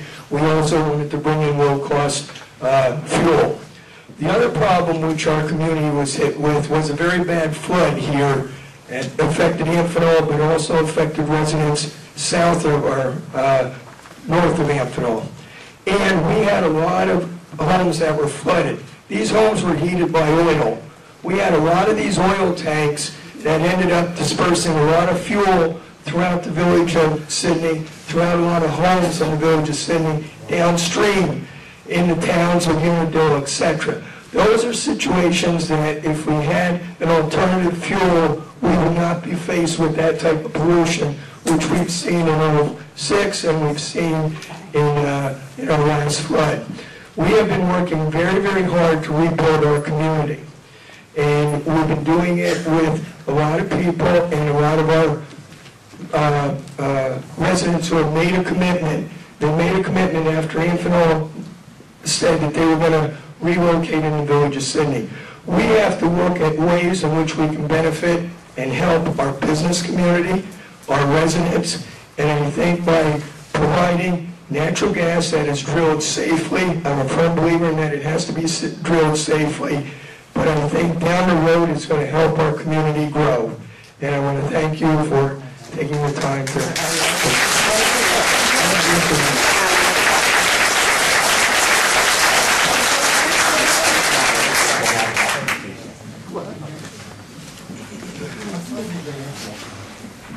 Nobody else? Everett?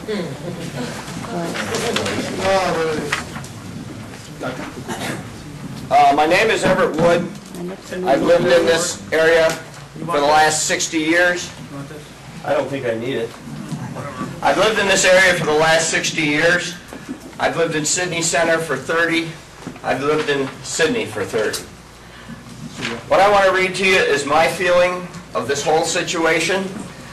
Our country and state was founded on a certain level of respect for property rights. While this country has teetered between two views, what is best for society and what is best for the property owner, there is little argument that property rights allow for a level of defined civility, legality, and understanding within society. Sidney's town board is approaching a crucial vote, a vote to limit the ability of property owners to develop their property, which tramples on the understanding between the citizenry and the owners. The fact that the town feels it has carte blanche power to sweep 260 years of U.S. property law under the rug and restrict reasonable use of our property without just compensation is tyrannical and absurd. The ongoing discussion between gas drilling and ownership rights has been necessary and constructive. Progress is being made toward compromise and issuing that both the property owners and the citizens reach a mutual satisfactory outcome. One that issues that owners can use their property within the confines of the law and ensures water quality stays at a healthy standard. The latest unlimited, and I stress unlimited, moratorium on property development without just compensation proposed by town member Peter Cortez, sorry Pete, is not only an unjust demand on the owners of property in Sidney, but it eliminates the progress that was being made on drilling discussions and translates the argument to a more serious level. Does Sidney have the legal ability to restrict property rights without paying compensation for those restrictions? Some members of the board steer Sidney's course into more expensive litigation as one by one the property owners of Sidney line up to file suits against the town.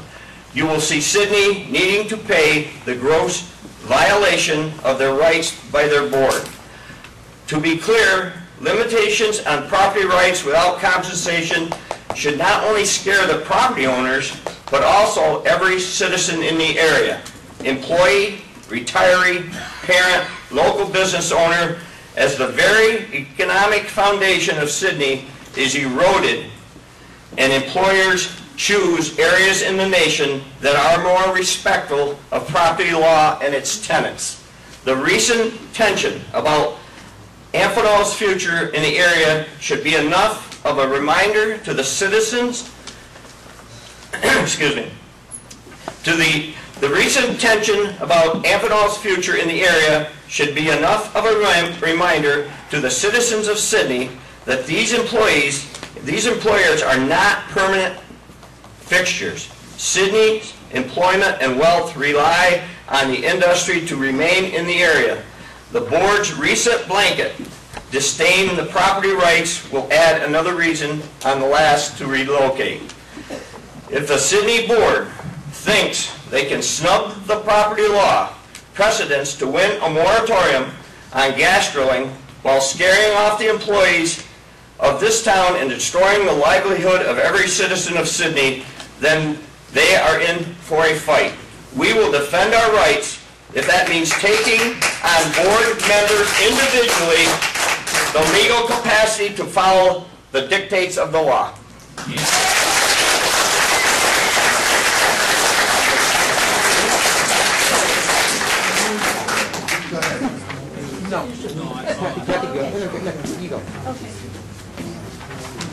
I'd like to follow that because I would like also to talk about citizen rights and property rights.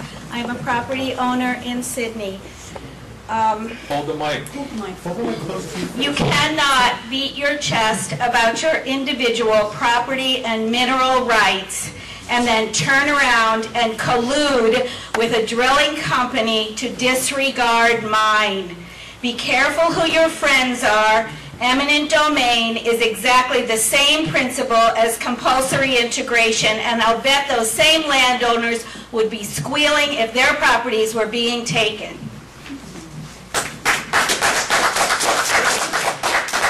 When is your water your water? Is it only your water when it comes up your tap?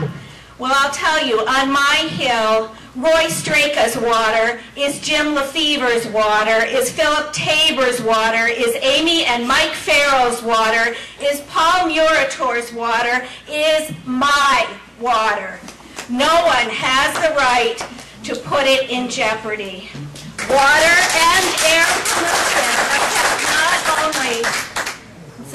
Water and air pollution affect not only consenting adults, but also the children and the animals and the children to come. It also affects the village residents. I've read that 1 in 25 wells have serious problems. If one of my neighbors risks my water and air and it becomes polluted, I will have a 100% loss of my family's home.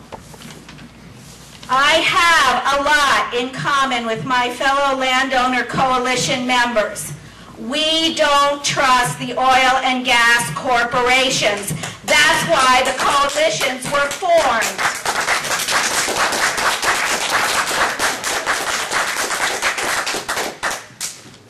Best practices according to who?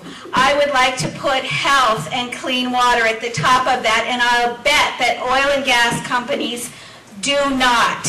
It is criminal trespass onto my property if you hydrofrack and go on my land. I'm saying that my property rights trump any federal law and any state law. This is my right as a property owner, my citizens' rights. There's always laws that disregard the rights of citizens, and there have been throughout the history of this country. I say my right trumps any law. Laws to be changed. Thinking is not your enemy, and that's what this moratorium is. If in fact it is lies about how safe it is, if it is lies or misinformation about how much gas there is there or how lucrative it will be, we'll all be in trouble. Being concerned about pollution from the industry is not hysterical, it's historical. The village of Sidney has a water treatment plant because of industrial pollution and serious water problems, and you all remember that. In the town of Sidney, we have Richardson Hill, another product of industrial pollution and water pollution. Can you imagine a better business plan? Possible contamination from a series of wells dotted across our hillsides, 1 mile apart, all privately owned. The drilling companies, the pipeline companies, and now even the landowners themselves, all limited liability corporations. How convenient.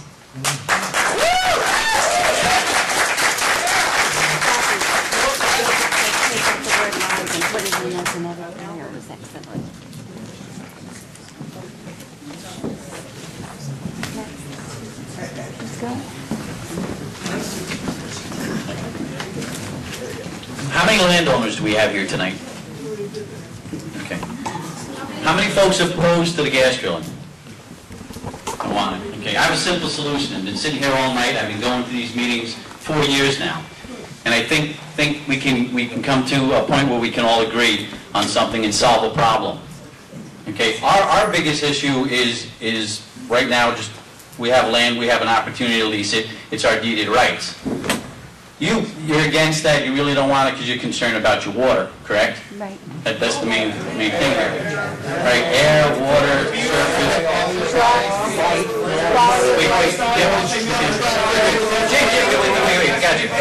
You're also concerned about your viewscape, correct? Yes. Yeah, you want that to maintain it, okay?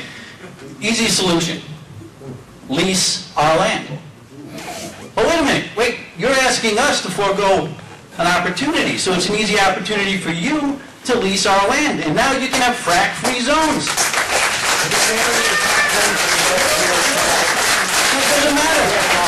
Lease our land. Stop the problem. Lease our land. There's no fracking then, correct? Spread the money. Thank you. Yeah. Greedy money. I'm glad I'm following that absolute stupidity.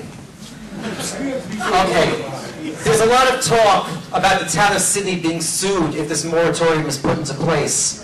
In fact, the vast majority of landowners in Sidney want this moratorium to protect their health, safety, and welfare.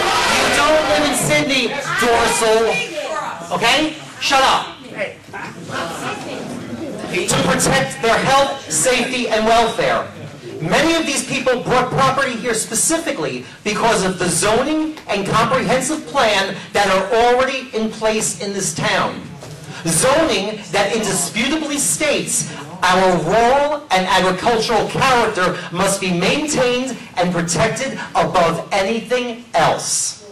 So let me assure you that if anybody is going to sue the town of Sidney and win, it is going to be the people that purchased land here under the assurance that it was going to remain rural and agricultural. The people who speculated with the foolhardy scheme of becoming rich on leasing their land to gas companies should have done their research. There is no industrial zoning in the town of Sidney. So the frivolous lawsuit they are threatening is groundless. The town is not responsible if they were blinded by greed and were too ignorant to do the proper research before investing. Bye! Moving on. I hear some people say that there are hundreds of people in Pennsylvania happy with their... Please! Moving on. I hear there are people... Do you mind? I'm going to wait until there's silence. Moving on. I hear that there are people who say there are hundreds of people in Pennsylvania happy with their leases. In fact, they want even more drilling. And there are only 12 people in Dimmock who had their wells contaminated. And this is an acceptable percentage. Well, Mr. Supervisor, I want you right now to choose the 12 families of cities that you are willing to sacrifice. Which...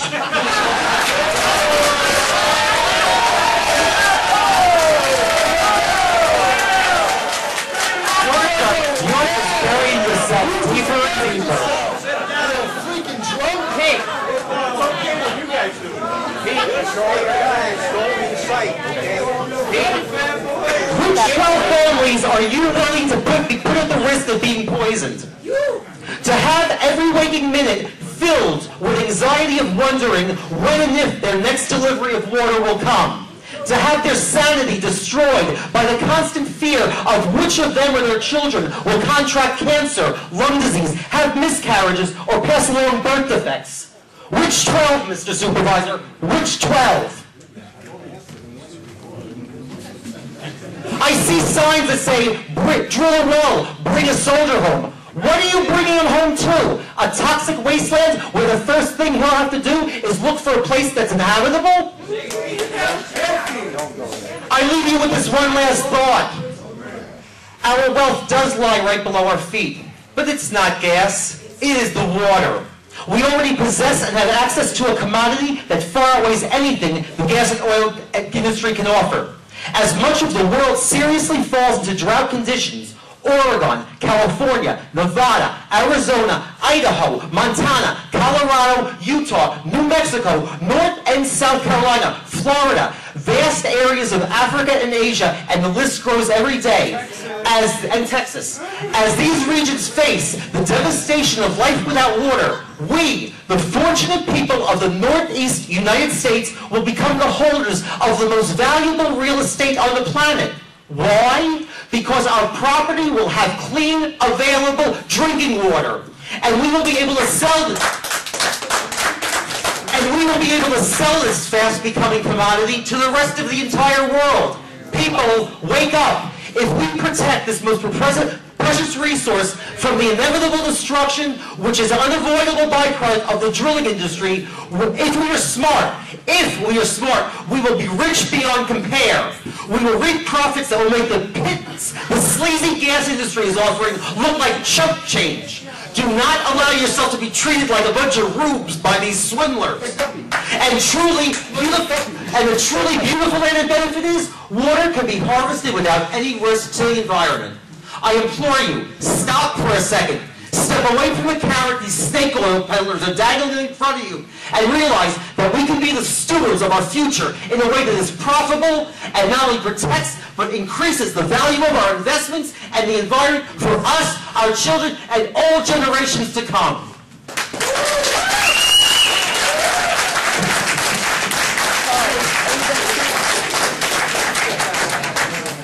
Oh, there goes the fish. Thank you.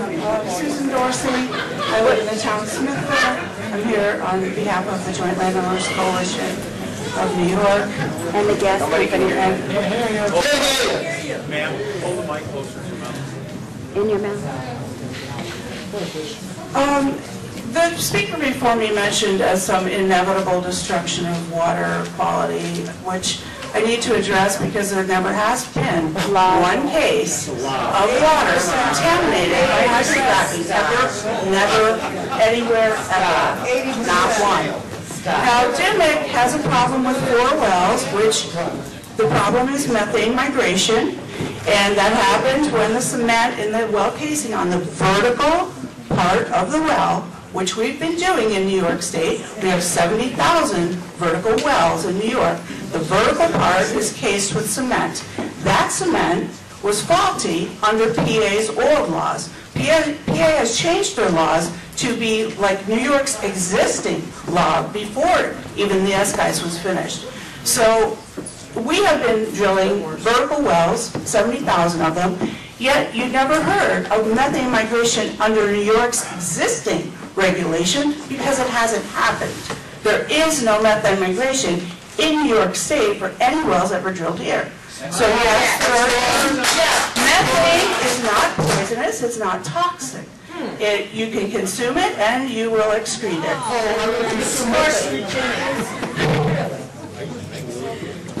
Another issue that I would like to address is property rights. When you go look at home rule, it does not exist in New York State at the present time. Of course, everyone that is against gas or against whatever cause du jour wants home rule so that they can have their own will over the people that they live near. The state has preempted authority of the town boards on oil and gas because oil and gas does not end at a town line and neither do pipelines. As far as Amphenol is concerned, yes, they can get gas from a major pipeline from somewhere else. You are all hypocrites if you use it and you won't allow us to harvest it. We don't make energy policies. Yeah. Natural gas, methane, and natural gas for Amphenol and other end users, local product for local end users is really, truly responsible environmentalism. That you must agree that the further fuel has to travel to the end user, the more chance of accident. Why in the world would you not want to harvest and use local like you use everything else local, produce, anything you can buy locally made is a good thing, and so is gas. Thank you. I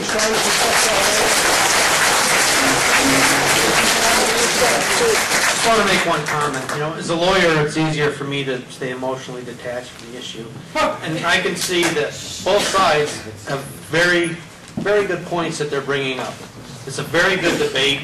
In all honesty, I don't know which side is going to prevail in the courts. But in these public hearings, what I'd like to ask you to do is to not heckle each other when you're talking and to believe in the fact that both sides have legitimate points here that are being brought up and argued. So please respect your fellow citizens. Everybody here is speaking from the heart, making good points, and please stop heckling each other.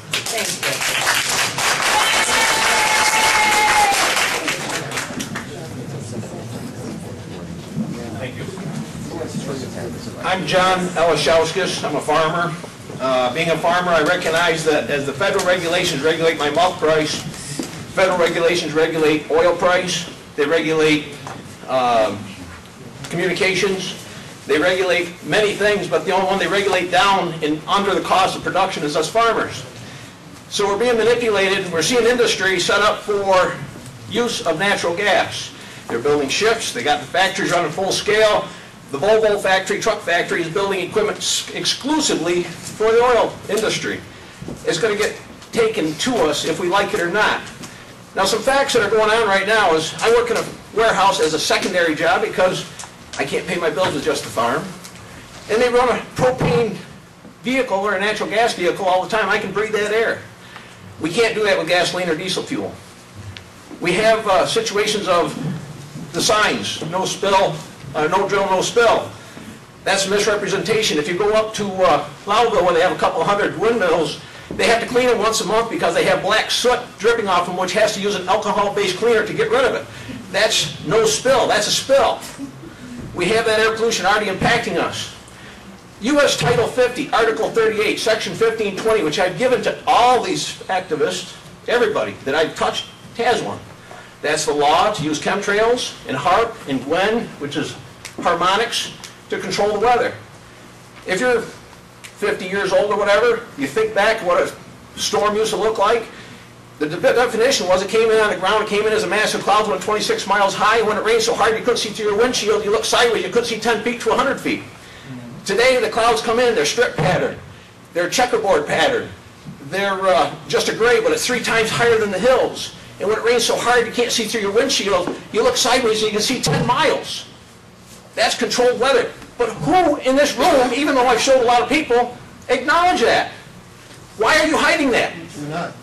Okay, so again, that law, U.S. Title 50, is also the law to poison us.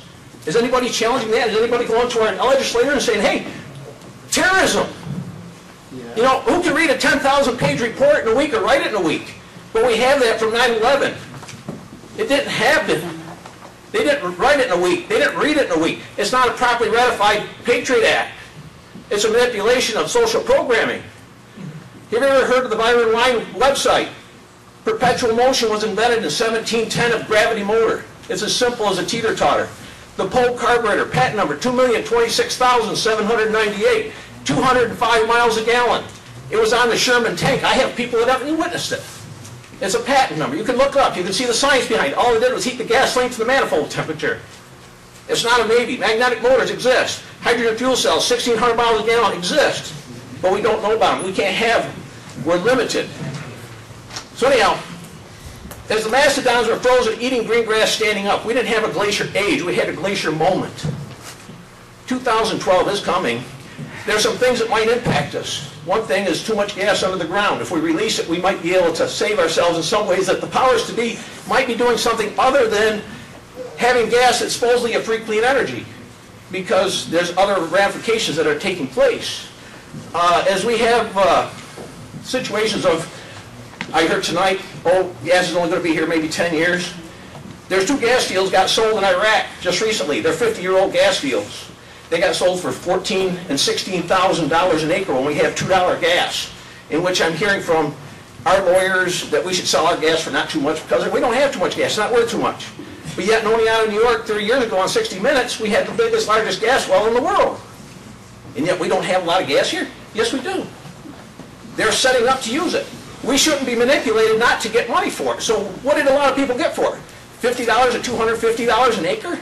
Who manipulated that law to let that happen? In other states, when they were drilling for gas, they would have to ask the landowner to take a picture of their land. They would have to pay you. They would get a picture of that, because my dad died 3 years ago. I had to do a mandated tax audit of the state to pay tax on. Wouldn't that picture be a mandated audit of the tax sale in our community when we're so far under debt of our false financial problems right now? It's a manipulation against us. It's social programming that's going on. If you want some information, I'd be glad to give it to you. There's free energy, the chemtrail information. There's, do you ever hear of pyramid power? Do you realize the Russians have just built 50 pyramids because they do so much? It's the most up-to-date technical information ever in the world. There's pyramids all around the world, but you don't hear about them very often. I'll give the information here. It helps a well to generate 30% more oil and cleaner oil. It neutralizes radiation. It neutralizes water that is polluted with salt or heavy metal. But we don't hear about neutralizing radiation. As you go to a dentist's office and he makes radiation, take an x-ray of you, which is cumulative, which is toxic to you, it's done with a light bulb and oil. He doesn't have a piece of kryptonite in there and open up a light and the room all becomes 40 billion years of toxicity. It's not true. But that light is toxic to you. So anyhow, I've got lots more information. I can talk for hours. My name is John Wojciechowskis. I talk on truthradio.com, 7, 8 o'clock, Monday through Friday. Thank you very much.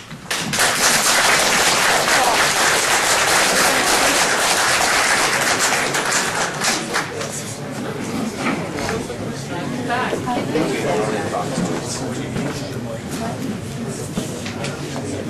your mouth, John.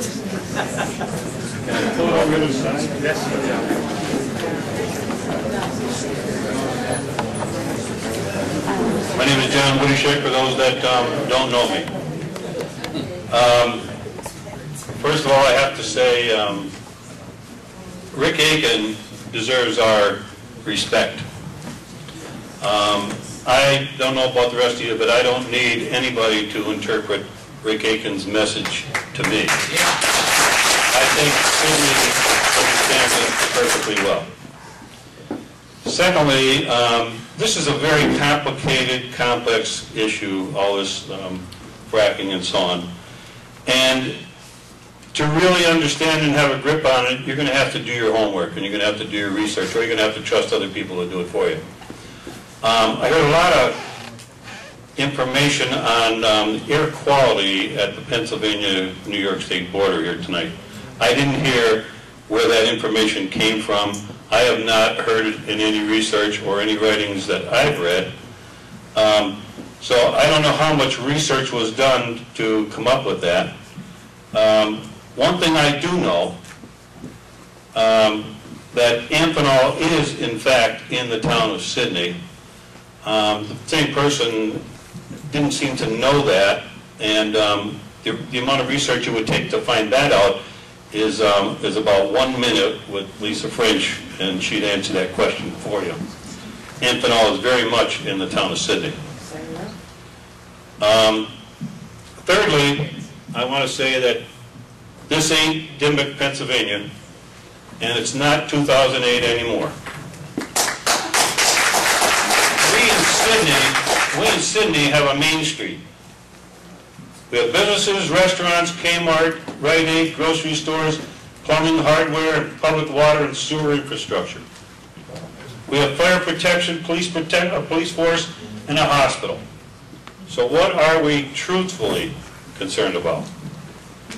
30 years ago, I'm here more than 30 years, but 30 years ago, Sidney had at least 1,000 more residents in the village of Sidney. 30 years before that, we had even thousands more. We can handle the influx of people. We have empty storefronts to accommodate more business. It's been brought up here before. We have plenty of space for growth in our hospital operation.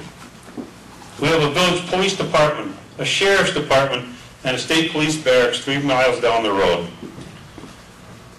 We have more empty checkouts at the grocery stores and Kmart than full ones. Using more of them would be a good thing. We have a well-equipped fire department. We have an infrastructure with public water, a public water system, a public sewer collection system. We have a wastewater treatment plant. If you've been to Dimmock, Pennsylvania, I think you'll understand what I'm talking about. According to Pete Cordes, we already have the legislation in place to control the use of our roads. It's important that we do. He insists that we already do. If for any reason we find out that we don't, we certainly have the ability to put it in place.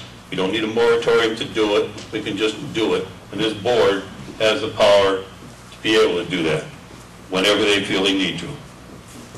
What we don't have is the expertise or the resources to preempt the New York State Department of Environmental Conservation.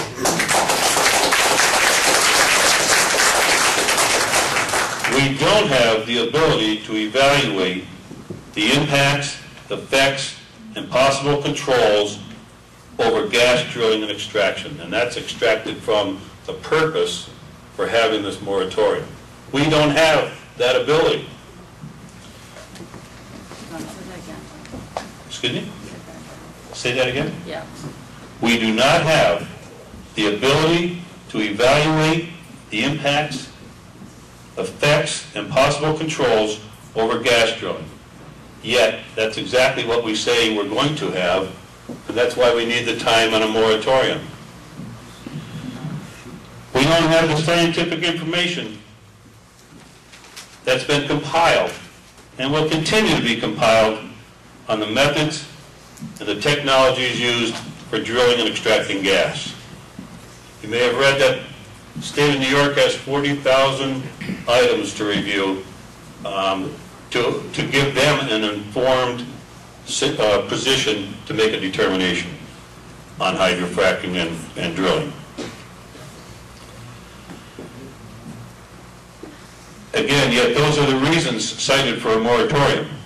A moratorium is a serious action with serious, instantaneous consequences. Instantaneous consequences. We don't have to wait years to find out what the impacts are for a moratorium.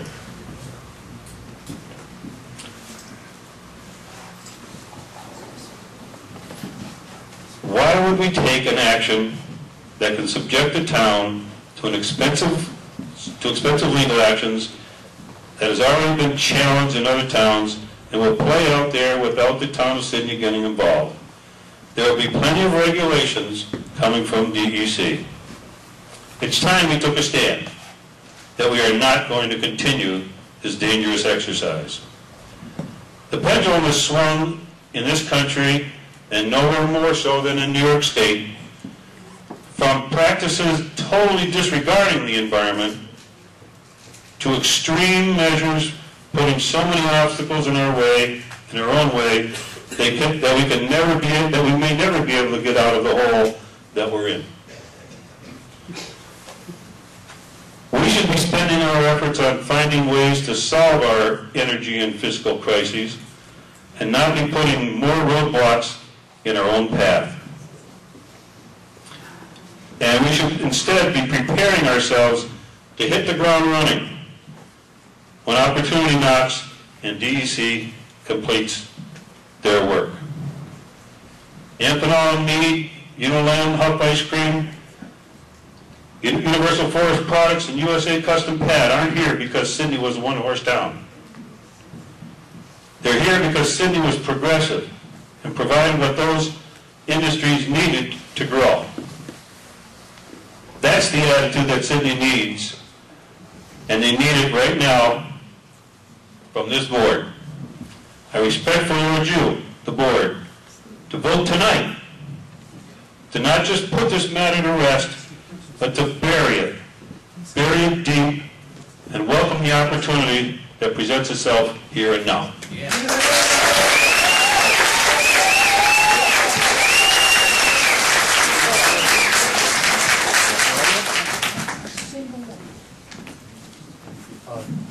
Thank you. My name is Kenneth Fogarty, and I'm from the town of Guilford, which is not Sidney, but it's your neighbor right up the road. I would like just to speak very shortly about the DEC and its ability or willingness or desire to perform the role that we've heard that they are capable of tonight. I do know that Amphenol is in Sidney, and I also know that the new well on Route 8, Hanahan number 1 well, is in Guilford. And I got interested in that particular well since I had heard that was in an archaeologically sensitive area. So I called DEC and inquired about if there had been a study. It was my misunderstanding at the time that oil and gas industry was exempt from such a study. DEC said to me, oh no, before we would permit it, we had to have proof that there was a sensitivity study. And the DEC employee volunteered to send me a letter from the Parks, historical parks. Well, the letter arrived and it said there was no concern, it was not in an archaeological sensitive area.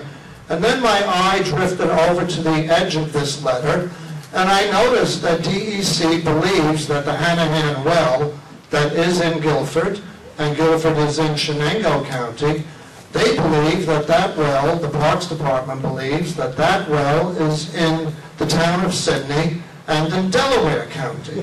Well, this concerned me because I thought maybe their database, the red flag, did not go up if they gave it the wrong address.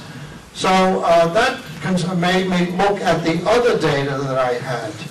And yes, I did get a call back from Parks on this issue, and they said to me that the address they use is provided to them by the company. In this case, it was Gas Tem, and they use that as their measure of what they look at.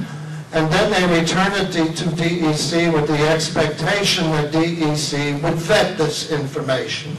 They thought it was a very awkward and cumbersome way of doing it, but that's the current way, and they have submitted SGEIS comments asking that it be changed and tightened up.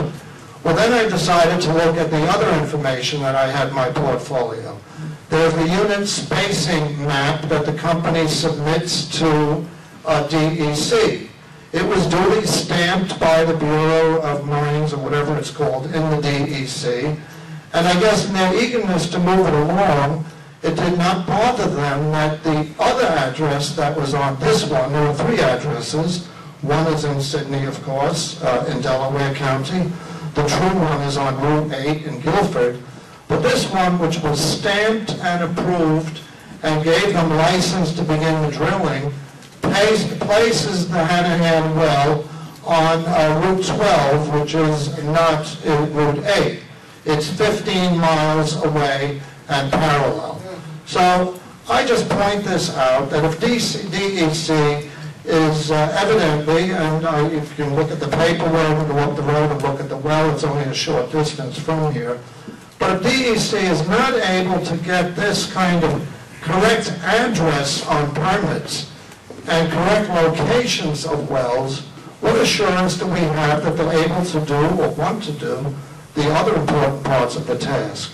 So I'm not confident that DEC is, for reasons not fully known to me, is able to perform or is told to move things quickly. We can all speculate, but I don't have confidence in DEC's ability, and I would encourage you to seriously consider a moratorium until you looked at these kinds of issues very carefully.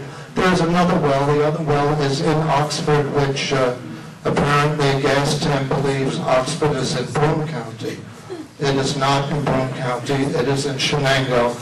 We have heard speculation from several supervisors that maybe this mislocation is done deliberately because if you're in Broome County, you're closer to a pipeline, and these companies that are very near bankruptcy could then be encouraging shareholders to invest more money because, after all, this is a very wonderful asset. It's right near a pipeline, Oxford in Broome County. But Oxford, of course, is in Shenango County. So, it has something to do with, like, maybe people living in the town of Sidney and having a universal address? no, I inquired that. The address of Gas Tem's well up here, Hanahan Well, is Mount Upton, which is one of the subdivisions. The post office is in the Shenango. So there was no confusion like that. But I had in the back of my mind, gee, 30 years from now when they're trying to find these ghost wells, of which 30,000 of them there are, and they could be leaking, etc. How are they going to find them if they have the wrong addresses? I mean, and if they're understaffed. So, anyhow, thank you very much for listening.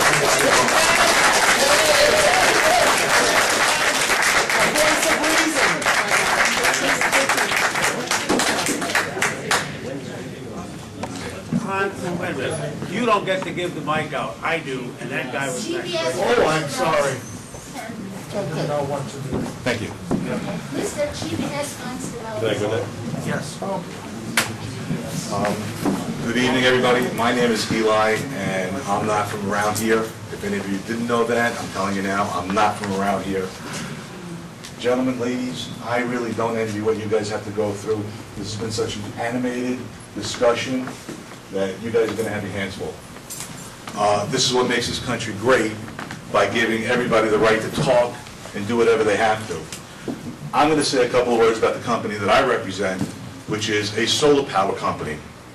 I've spoken with Mayor Andy, I've spoken with the supervisor, and several other people in this room before about our company, and what we want to do is put up a facility at one of our partners' locations in the town of Sidney.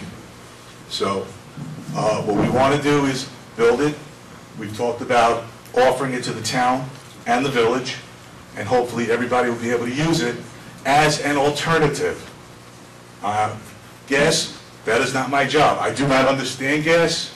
I do not know much about gas. I do understand, I should say. I don't know much about it. I don't follow it that well. I understand solar. And if anybody wants to talk to me about it, if it's okay, I'd like to put my... This is a hearing on gas. I understand that. But I'm just putting my name in also. Step right up. You're not It's just an alternative, which is what everybody here has been asking about. Alternative forms of energy. Gas is one of them. But this is over gas. Not over solar. My apologies. My apologies.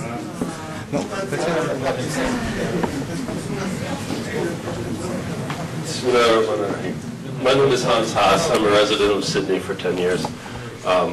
For once, I agree with Joe Ermeti that we have to stop yelling at each other. We have to stop demonizing each other. I know a lot of you, and I know that everyone who's pro-gas is not a greedy person who doesn't care about our environment. I know that not everyone who's against the gas drilling is a paranoid environmentalist. So we have to get to that point, because gas happens or it doesn't happen, we're still here together, living together. We have to continue that way. We're not the first people here. Before us, there were the Air Coordination here, and they had one basis for making big decisions in the community, and that was the decision that they were making good not just for their children or their grandchildren, but for 7 generations from now. And I'd like the board to consider this decision on that basis, and I'd like to thank you for considering this moratorium. Thank you.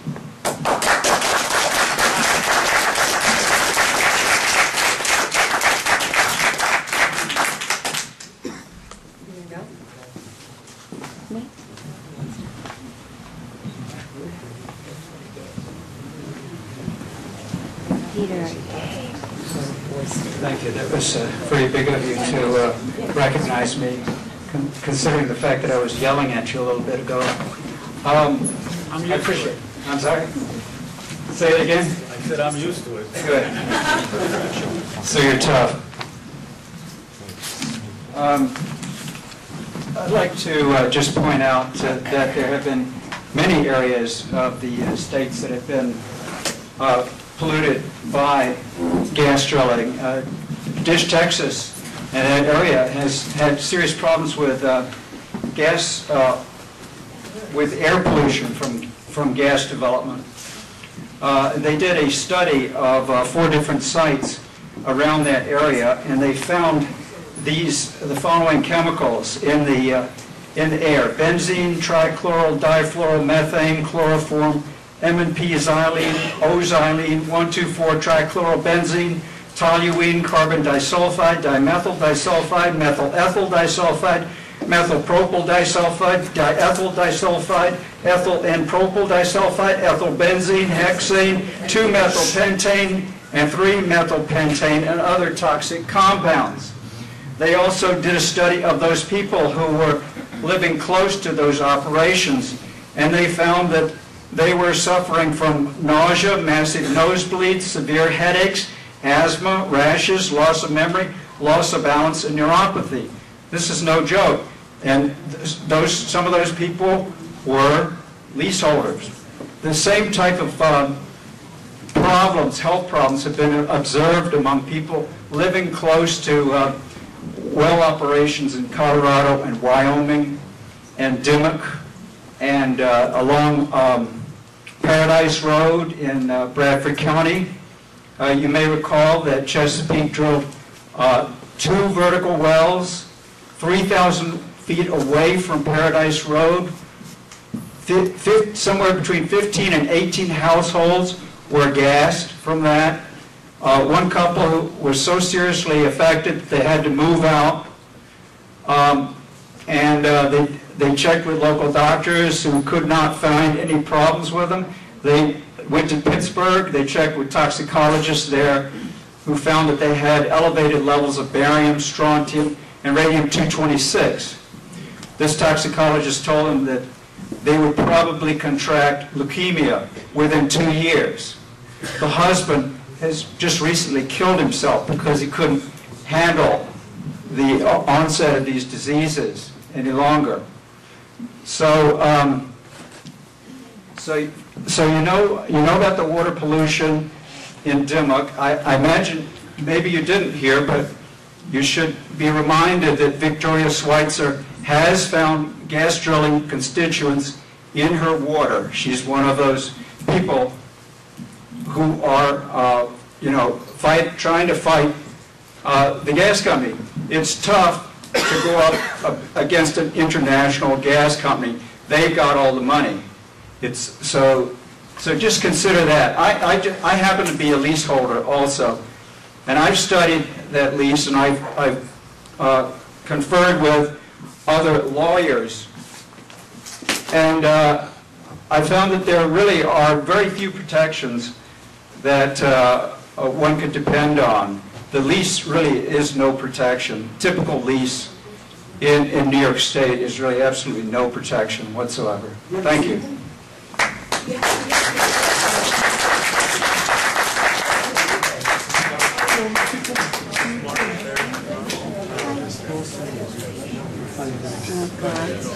Thanks, Peter. Okay. Hi, my name is Vic, and I'm from Shenango Forks. I own land in Afton, which is right next door to you guys. I'd like to answer a little bit about Dish, Texas. Mayor Tillman came up here in 2005, in 2008, and told everybody that his property was destroyed by the pipelines and the fumes coming out of the generators or whatever, the machines that push the gas down the line, the compressor stations. Thank you very much. He came up here and he said all that. And then he told us how he did the air quality test from the back of a pickup truck, and then he hired an engineering firm, which turned out not to be an engineering firm. There was no engineers involved in the firm, and he had to retract that statement. He had to retract that. Texas A&M did the same thing. They went out and tested the air quality. They found nothing wrong with it. If the quality of the air and the water in Dish, Texas was so affected, why did Mr. Tillman sell his house to another family for profit? For profit, when it should have been condemned. I would condemn my property if it was toxic. I wouldn't sell it to another family. What kind of person is he that would come up here and tell the New York people that his place is so toxic and so devastated by gas drilling that he sold it to move here? I just don't understand that. I don't. Now, there's been talk about lawsuits, and I don't know any of you guys. Well, I've seen you here in a lot of meetings, and I see some new faces here. And I just want to say what this man said about lawsuits. He believes it. I believe he believes it. I also know he's not a litigating attorney, that he's only been in New York 2 years. Now, there was a gentleman here earlier. What was his name? Ed Zengel. Ed Zengel. He's been around quite a while. And I think you should invite him like he has to be invited here and listen to him. Because it's my understanding that a town board is not liable for certain things, but is liable for some things. And I think you're going to be held accountable as individuals in lawsuits if you pass a moratorium.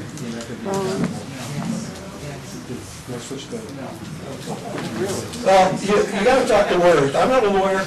I'm just going to say, before you pass a moratorium, do your due diligence like everybody has said. Both sides got issues with drilling. We're for it, we're against it. It's a very emotional thing. It's a very emotional thing in New York State. And it shouldn't be. Governor Cuomo said it best yesterday in the New York Times.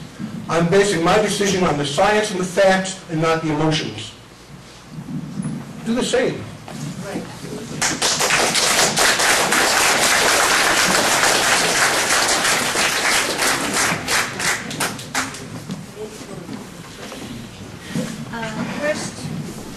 First, I'd like to take issue with the statement I understand was made at the Board of Supervisors meeting by Bob McCarthy, who called anti-pipeline people Nazis. The most recent Board of Supervisor meeting. Okay. Then I'd like to ask, why is it that Norse Energy Company can drill in Shenango County, but is banned from drilling in its own country of Norway? I'd also, unlike Douglas Fessenden, a village apartment dweller who does not pay school or real estate taxes according to the Delaware County tax rolls, my skin in the game is 200 acres, which includes a 1,000-bush organic blueberry field, 3 ponds, wetlands, and 4,200 feet of property bordering Carrs Creek. At this time, the biggest threat to our water is hydraulic fracturing. How clever of the gas industry to call it hydrofracking instead of what it really is, chemical fracking, wasting at minimum 6 million gallons of water per well. To allow this in New York State, knowing how damaging not only to the environment but our water, is unconscionable. The destruction from fracking obviously was known and would explain the loophole exempting the gas and oil industry from the Safe Drinking Water Act, the Clean Air Act, the Clean Water Act, the National Environmental Policy Act, the Superfund, Comprehensive Environmental Response, Compensation, and Liability Act, and the Resource Conservation and Recovery Act.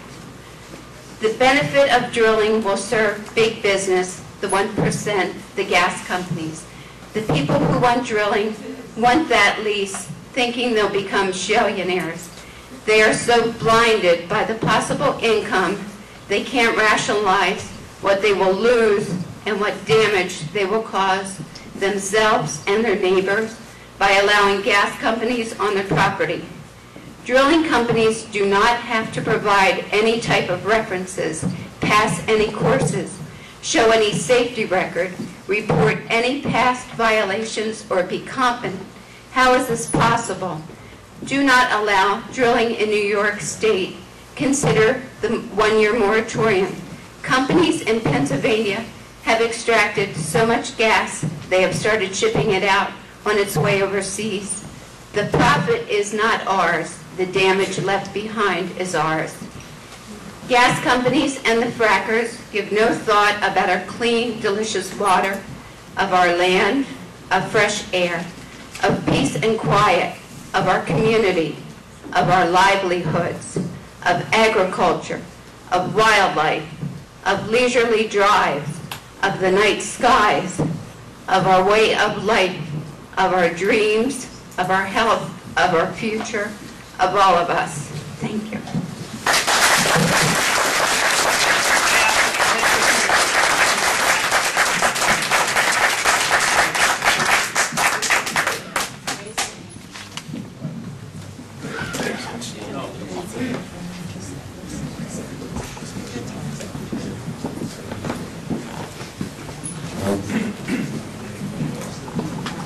My wife and I own property in Sidney Center. I want to say that the gas drilling is not a brick and mortar industry. They drill and the drill rig leaves. The area is seeded, roads are repaired if necessary by the company. That's happening in Pennsylvania. Is there some risk? Yes, but it's not from the fracking, which actually occurs thousands of feet below the aquifers. What has happened are plugs in the surface or on the surface. You might compare that with the rail cars carrying toxic material running through villages and towns and derailing, or trucks, or compare it to accidents in automobiles or planes. If you're not willing to accept some risk, and there is always risk in progress, there's no progress without risk. If you're not willing to accept that risk in your own backyard, how can you ask others to assume some risk in their backyard?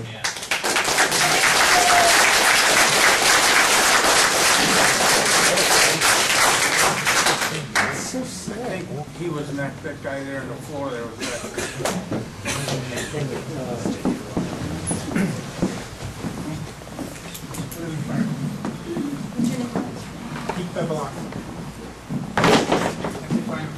646 road? Oh, no, I was just, You guys were laughing, you're gonna send this toxic down to the city. How about me? I'll send it to you from Franklin. I stopped leasing, because I don't want to hurt any of you people around here. You guys laugh, ha ha ha, you're gonna make money. I'm not in for the money. I'm just like you guys. You guys want to ruin the guys, I know a lot of people downstairs and a lot of people up here. Look at your health first. You have the power more than them. You can get out of the lease. The leases are up, 5 years, 10 years, you can get out. I got out. My name will be off the list.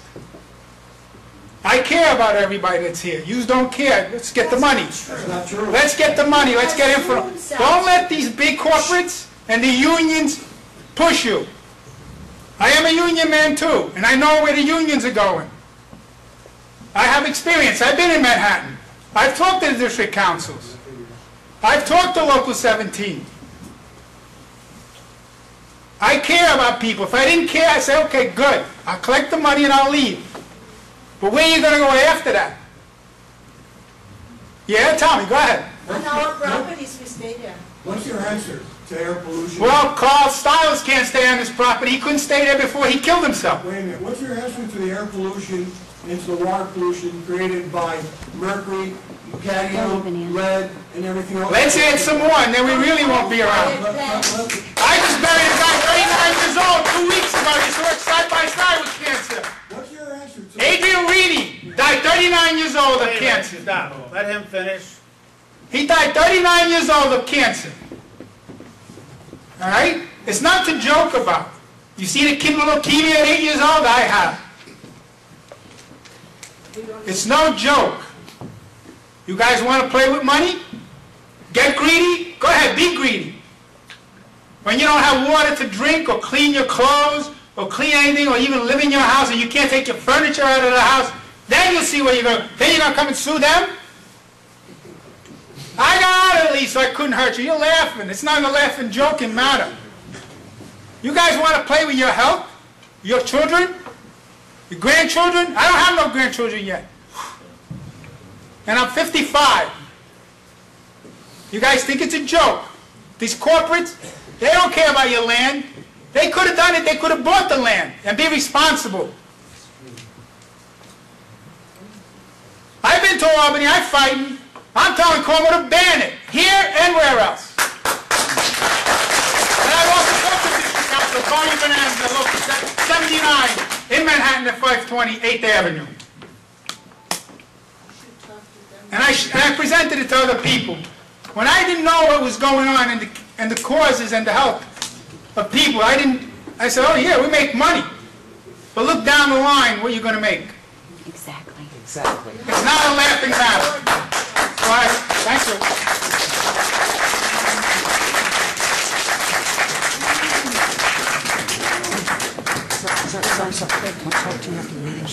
My name is Shauna Stevenson. I am a constituent of Sidney, New York. I'm not a landowner, but I am 19 years old.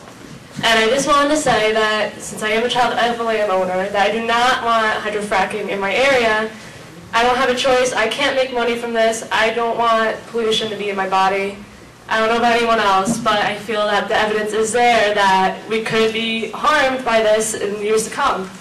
And I feel that a year wait on this would be good because then we can have a consensus in our community. Because I do not see community, I see people fighting.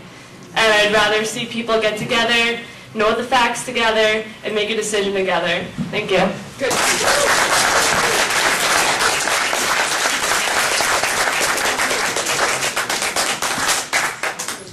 No one else?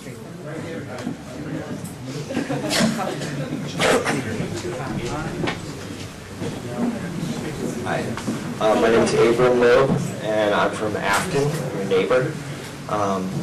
I'm very much in support of this action to pass a moratorium. I wish I could get my town to even pass a road use law, even though that's not what we want. We want to stop the hydrofracking, the chemical, radioactive gas shell gas, I should say.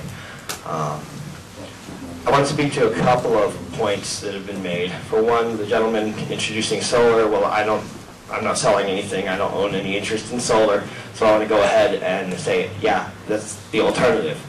The alternative is for us to be building solar plants instead of worrying about a company that, you know, might move its resources to China. Well, how much allegiance do they have to our community if they're going to move to China because they don't want to pay people decent wages?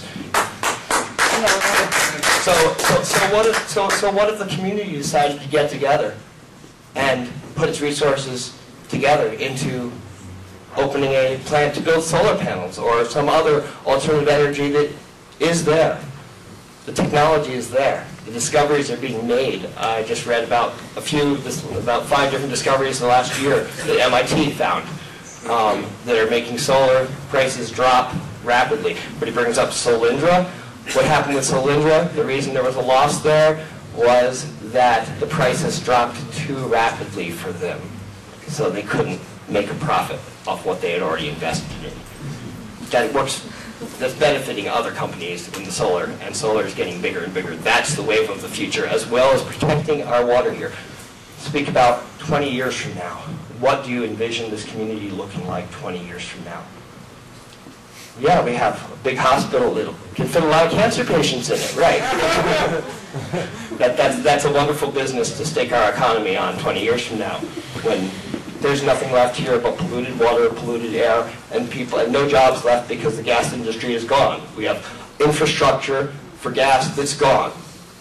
The original estimates are off by about 80% of how much gas is in the shell here. How do you know? I've read the facts.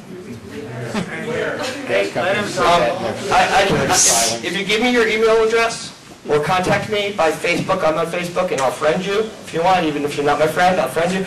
I'll Google you. I'll Google the information and get you the links to the articles. I'm not a scientist myself. I don't have a brain that can absorb every little piece of information. But Google's great. You can find all the information you want. It's out there. There are all kinds of experts. The science is there to prove that this is not safe. If it was safe, we wouldn't need the Halliburton loophole that Cheney pushed through in 2005. You're letting corporate profits dictate energy policy, which affects every part of our community and our future lives here. It affects everything. The blueberry farm that Lottie spoke about.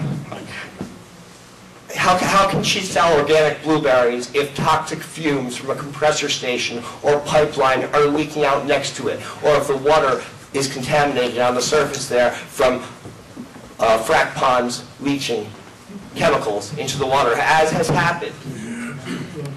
Cows are having stillborn babies, 20% of one study. Stillborn babies. What's happening to the rest that are producing milk? Who's drinking that milk? Are you drinking that milk? Are your children drinking that milk and eating the cheese and ice cream from those cows that are contaminated, that have been dying, having stillborn babies? So, there are some really serious issues here to consider. We can have a sustainable world. We can have sustainable local agriculture where we're not dependent on corporations like Monsanto to own our seeds. That's what's happening right now. It's not just the energy industry dictating our policy. It's big pharma dictating our policies. It's big agribusiness dictating our policies. And I think we all agree that a community has a right. If I want to put a pig farm next to your house, it's going to smell, and that's not even causing you to have cancer, but you'd all agree, I don't have a right to put a pig farm there. The community has a right to zone out a pig farm in a residential neighborhood. This is the same kind of thing that we're talking about. You have a right to have a moratorium zoning out heavy industry from an agricultural area, from a residential area, from an area where there's a school or hospital. You have the right to zone. From what I see, I'm not a lawyer, but from what I've read about history and the way things work in this country, you have every right to zone. And so I support you 100%. Think about the future. Think about 20 years down the road and what you're going to tell your children if the worst case scenario comes true. And using a precautionary principle, you have to look at the chance of the worst case scenario and take that into consideration. The precautionary principle tells us to do nothing, which is in this case not to allow fracking to happen. Look at it for another 2 years. The price of gas is only going to go up, right? So if they find a safer way to drill it, you got 2 years, money in the bank, right? Personally, I know this cannot be done safely. Drilling, period, is not safe, whether it's in the Herkimer, Oneida, Utica, or Marcellus. Thank you.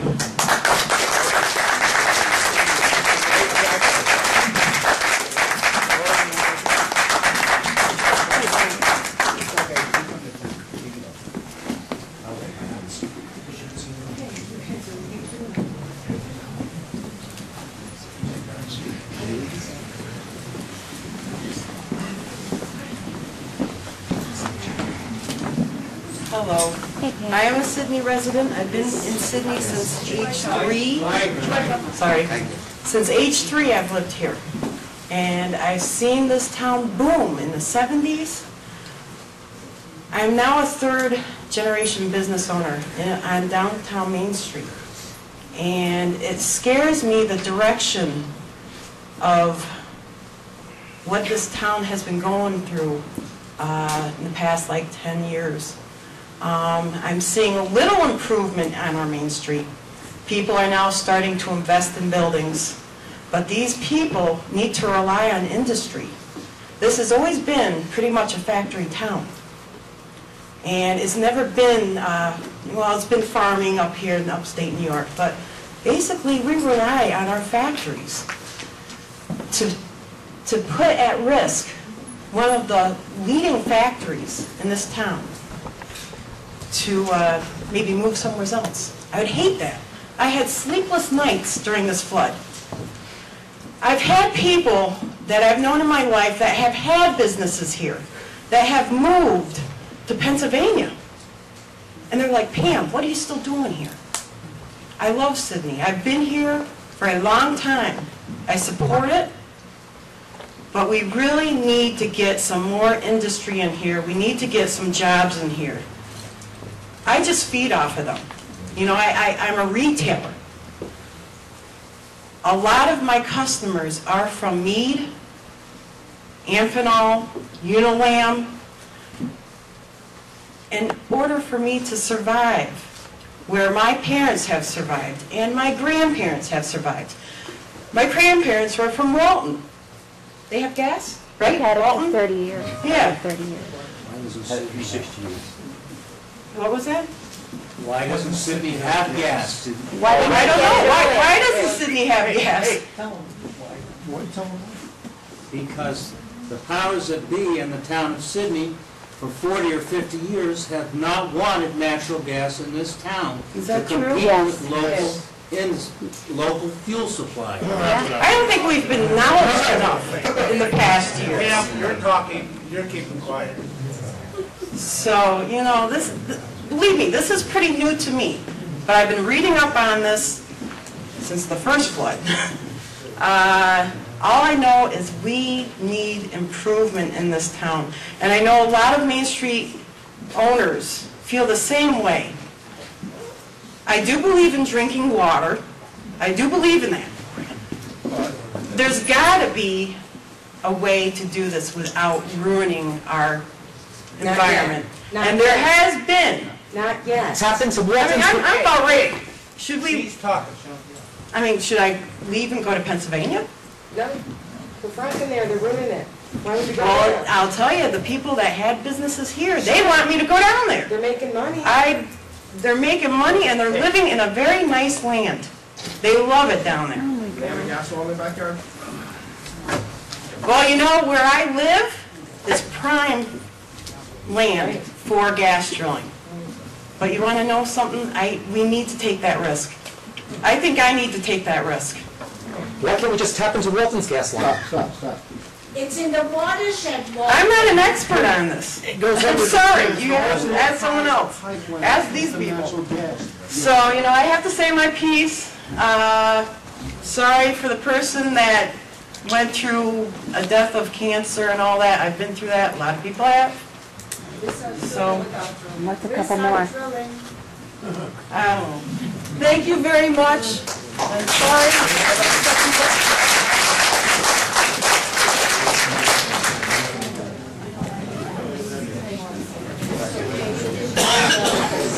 Go ahead. Hello, my name is Heriberto Rodriguez, and I'm from the town of Butternuts. And this past Monday, we had an informational meeting with David Slotchy, who made a presentation, and we gave him about an hour and a half, maybe more, or maybe less, I'm not sure. He was very informative. I think he didn't get justice on his presentation tonight. He could have explained a lot of the questions of the lawsuits, what goes on with them, the process, what to counteract when people came with questions like tonight that said we're going to get sued, we're going to get sued, we're going to get sued. And he would have a perfectly rational answer for that, and I think it would be the right answer in my behalf. I want to thank you. I want to thank Helen Slotchy also. I think they're great humanitarians for doing what they're doing. And I want to thank you from the bottom of my heart. And I wish this town, this is happening all over. We're in my town in the same process. And we're going to have a public hearing, and this is happening. And I want to give encouragement to David Slotchy, because this is really hard work. He has to go to Ithaca right now, drive back, and he's doing this for many towns, pro bono. And they accuse him that he's taking money. He can answer those questions, but they don't give him a chance to defend himself. So I want to sort of speak up for him, because he has a way of defending all those accusations. Thank you, but let's... Yeah, okay. I just wanted to say that, and Cuomo just in the paper today said that, first of all, people are saying that they're gonna, fracking is not gonna come for 4 years, not gonna come for 4, that's not true. Cuomo said it could happen in a few months. You need to protect your town and your people now. And a moratorium would allow you that time to do it. And if it's something that is highly toxic, as has been proven in many areas, it should not be done, and you should not have it in your town. And that's what I'm inspiring in my town also. So I hope that you adopt this moratorium law, and thank you.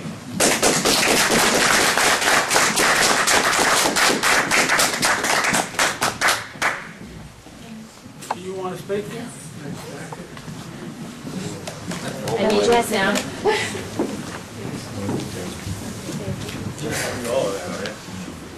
No. I'm Jessica Farrell. I've lived in Sidney Center for 23 years. First, I would like to applaud the board members that are in support of the moratorium.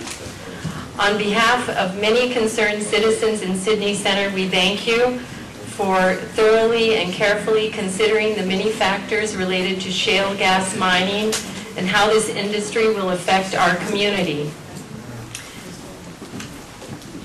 This town board is well aware of the problems with water quality in the place that I live, Sidney Center.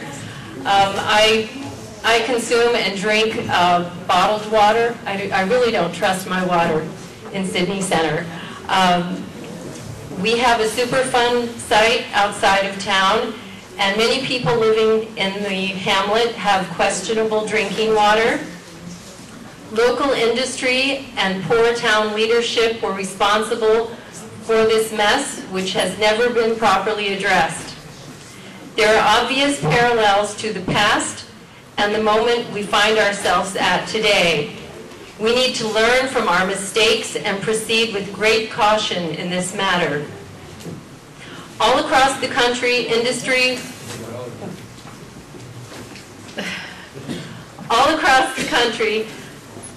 industry wields a double-edged sword of employment versus severe environmental pollution. Our town board and the residents of Sidney should not be forced into making hasty and dangerous decisions or be bullied by local companies that are threatening our community. This mindset puts us on a fast and furious race to the bottom. Is this what we want for Sidney? Who will pay for future environmental disasters? The same people that support the Superfund site in Sidney Center, the taxpayers. Sidney now has more Superfund sites per capita than any other town in New York State and is near the top of the list in the country. We need to be smart and protect our environment and the people of our town. We need our town board members to be guardians of the citizens of Sidney. Should we be willing to sacrifice our water, air, and land to companies that are willing to outsource Sidney jobs? I am very concerned by the fact that Mr. Aiken of Amphenol, his letter came from China. Okay. I want to thank you for your time. I appreciate those of you that are in support of the moratorium. Thank you.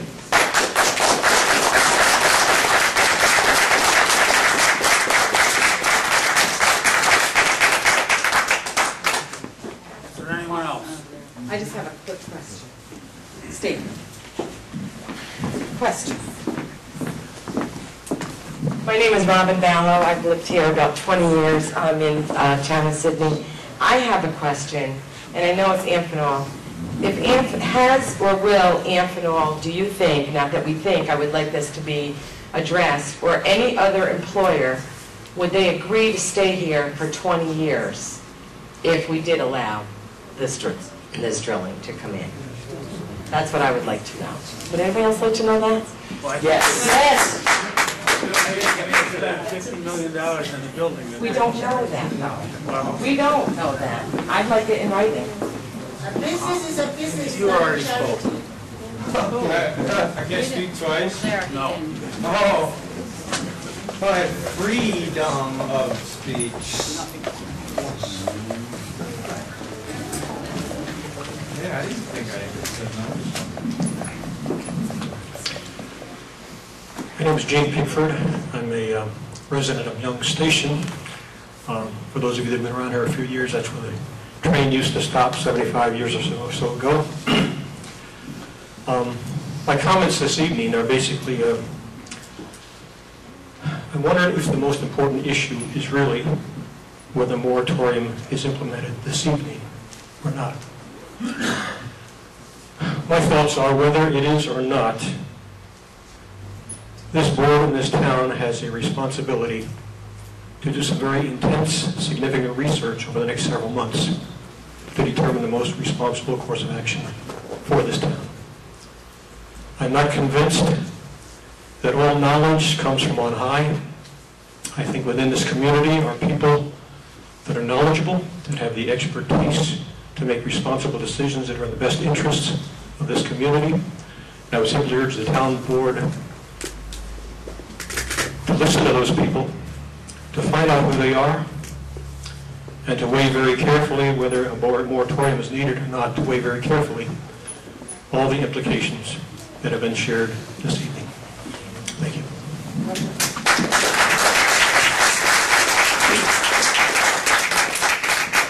Anybody else? No?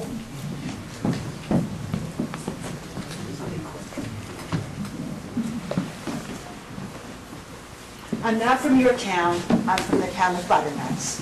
I just want to say that I'm heartened by your thought of the moratorium towards the business of your town residents. The threat of gas drilling or hydrofracking in heavy industry threatens us all.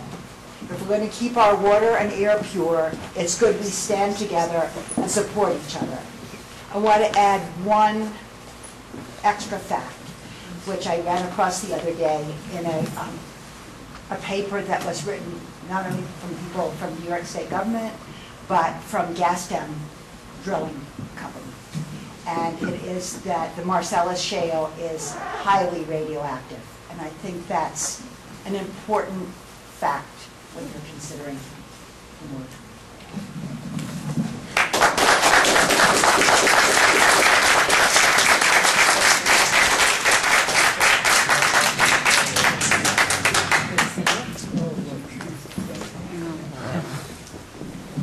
Hello, Pete. Hi, John. I really wanted to talk to you to say thank you for voting for the natural gas pipeline, because you did the right thing. And whether you know it or not, there was a lot of chatter today up in Albany, wondering why the town board is considering a ban like this. After so much effort to keep Amphenol here, you're sending a signal well beyond this room. And I just want you to take care of what you're doing here tonight. Thank you. In Albany.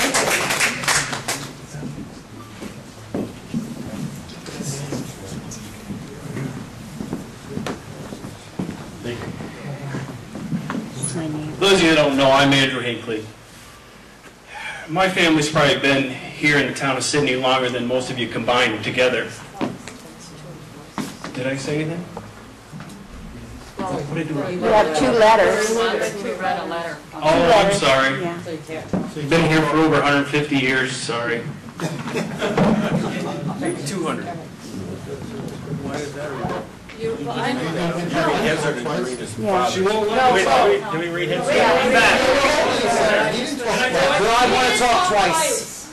You know I want to talk twice. Me too. Someone put. You read his letter. Yeah, she read my letter. Okay. And another I'll just say letter. something real quick. My family's been here for well over 150 years. That doesn't matter. It's who's here today. We had some talk about alternative energies. That's great. Solar, wind, whatever. I can guarantee you this. We own half of Crane Hill Mountain. If I put a windmill up there, my neighbors are going to be pissed and not want it. I'll ruin her view, I'll ruin her view. So, natural gas. Once it's done, once it's over with, I'm going to have a little bitty thing that's going to take up 1 acre of our couple hundred acres. Huge fires. And then, my cows can eat around it, and it's going to be no problem. They're not organic blueberries. I helped plant those well before you got there. They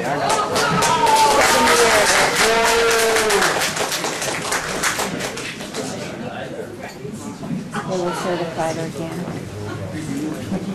They have to be Thank you for letting me speak. I don't live here. My name's Lisa Barr. I've been going around to different public hearings the last 2.5 years, and what's been striking me is how effective this industry has been destroying community solidarity and getting people, no please don't, and getting people to hate each other and getting people to be rude to each other. It's just about the saddest thing I've ever seen, and I've never seen anything worse than what I saw here tonight, except in Dimmock when they were so hateful to the people on Carter Road. And I have to say this, ask yourselves, are there people in this community who are trying to get people to turn against one another? Think about that. Think about that. Think about the hundreds of millions of dollars that this industry has put into advertising to tell you and shove this down your throat. They have never let us have the energy policy that other countries modeled their train system after ours. This is part of an industry that was engaged in collusion, and there were 2 convictions, you can look it up, in the 50s. They got people they got towns to tear up their train tracks. They got towns to buy General Motors buses with General tires to put on them. And so, in a way, we've really been brainwashed by this entire industry. And the saddest thing is to see people at each other's throat like I've seen tonight. And I want everybody, and I mean no disrespect, and I'm not pointing any fingers, but look in your heart and ask yourself, if you discriminate against a speaker because you disagree with them, and you're in a position of power, what are you doing? What are you doing to your own town?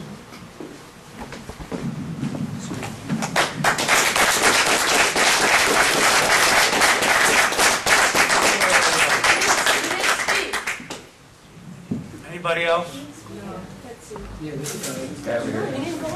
He already talked, huh? He did not speak. He didn't speak. I didn't hear him. He did not go up. He did not use the microphone. He did not go up to speak. Summarize what? You want to speak? Speak. There you go. I'd just like to thank everyone who came tonight, and that, my opinion, that if the previous board was here, we would not at least have this ability to have this discussion. And I took notes, Lisa took notes. Everyone here deserved the right to speak. I'm glad for it. It's a very complicated issue. It actually brings a lot of things up. We have the Amphenol issue. It's kind of separate from drilling actually in the town of Sidney. Not totally separate, but you know, if there hadn't been the flood, if they hadn't had to move, all these things wouldn't be in the picture. There's a bit of the town versus the village, and I don't want to go into the definition of the town, John, but you know, the town does have water and sewer, and you know, sidewalks and things, you know, and the rest of the village, sorry. And I want to emphasize that, you know, I agree with Jean, I guess, in that, you know, we need to broaden our base of decision makers on this. But the Association of Towns is having a meeting in New York City with a whole day devoted to this. And that also that, I don't know, you know, how many of you, my issue is mostly the water in the village as well, you know, and try to get the biggest buffer as we can, because as you know, we have like kind of precarious water, or I don't know the word, but okay.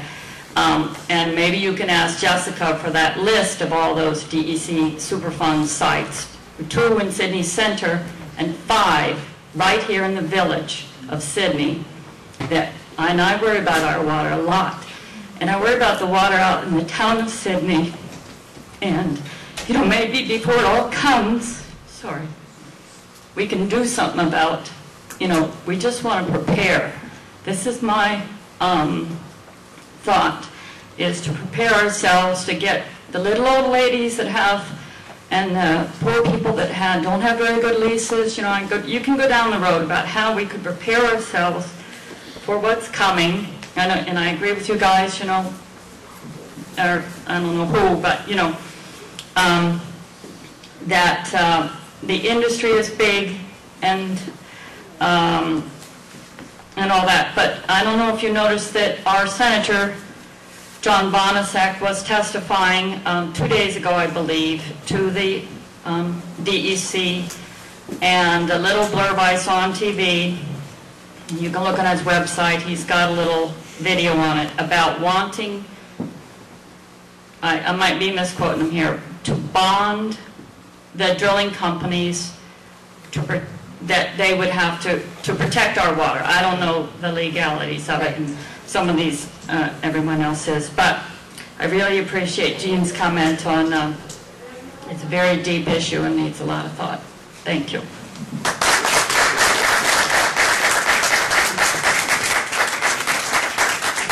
Okay, the public hearing is over. We're going to take a 10-minute break, and then we're going to start the town board meeting. Thank you. Okay, we're going to open the meeting again. I have a thing for approval of board minutes, October 13th, November 3, December 8, and January 5th. So wait. Adopt the minutes. Not all at once. Well, there's a couple things I just want to put in. Sorry, hold on.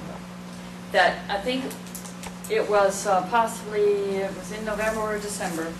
You said the report of the Office of the State Comptroller is on the website. Excuse me? The report of the audit of the town of Sidney talked about being on the... I believe we are, Yeah. because they had a story about it. Yeah, so I just thought that if you want to put the website on the minutes. You can do that right now. Yeah, so... Has nothing to do with the approval of minutes. I do not personally have the minutes for October, November, or December. Well, anyway, for those of you out there, I got a half a dozen. I'll give them to you, us, and I got a couple more of that report, if you want it. Okay.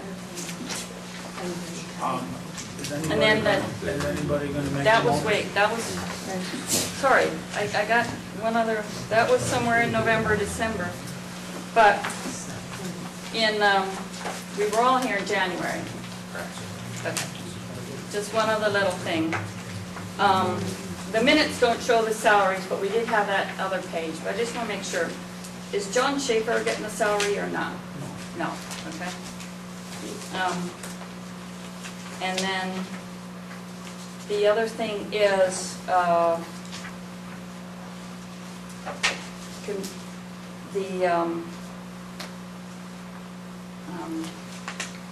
where Deb, and you guys were chatting about it too, where we decided not to write off the hospital. Right. Okay. So are we going to put an amount in there and clarify a little bit that it's $2.5 million?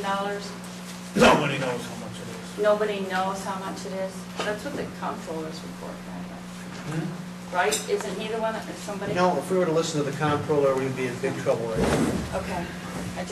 All right, so, and is that money due us or money in our? That is nothing we want to talk about outside of executive session. All right. Okay. So, a minute. Now move to accept the minutes. Anybody second it? Second. Okay, all in favor? Aye. All opposed? Me? Eric and I are both opposed. Okay, now we've already had Roma Hague approve the payment of invoices.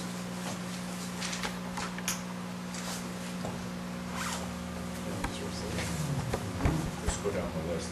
Okay, townwide number 12 to 24 through 12 to 49. Anybody object to the vouchers?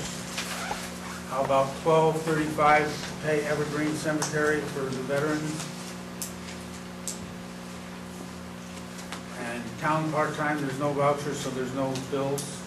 East Sidney Dam, 1250. Does anybody oppose that?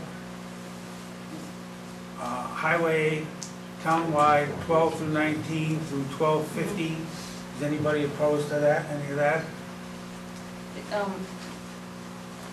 We're just finding a voucher on the back. 1245 come in. Voucher number 1245. That's in highway? Yeah.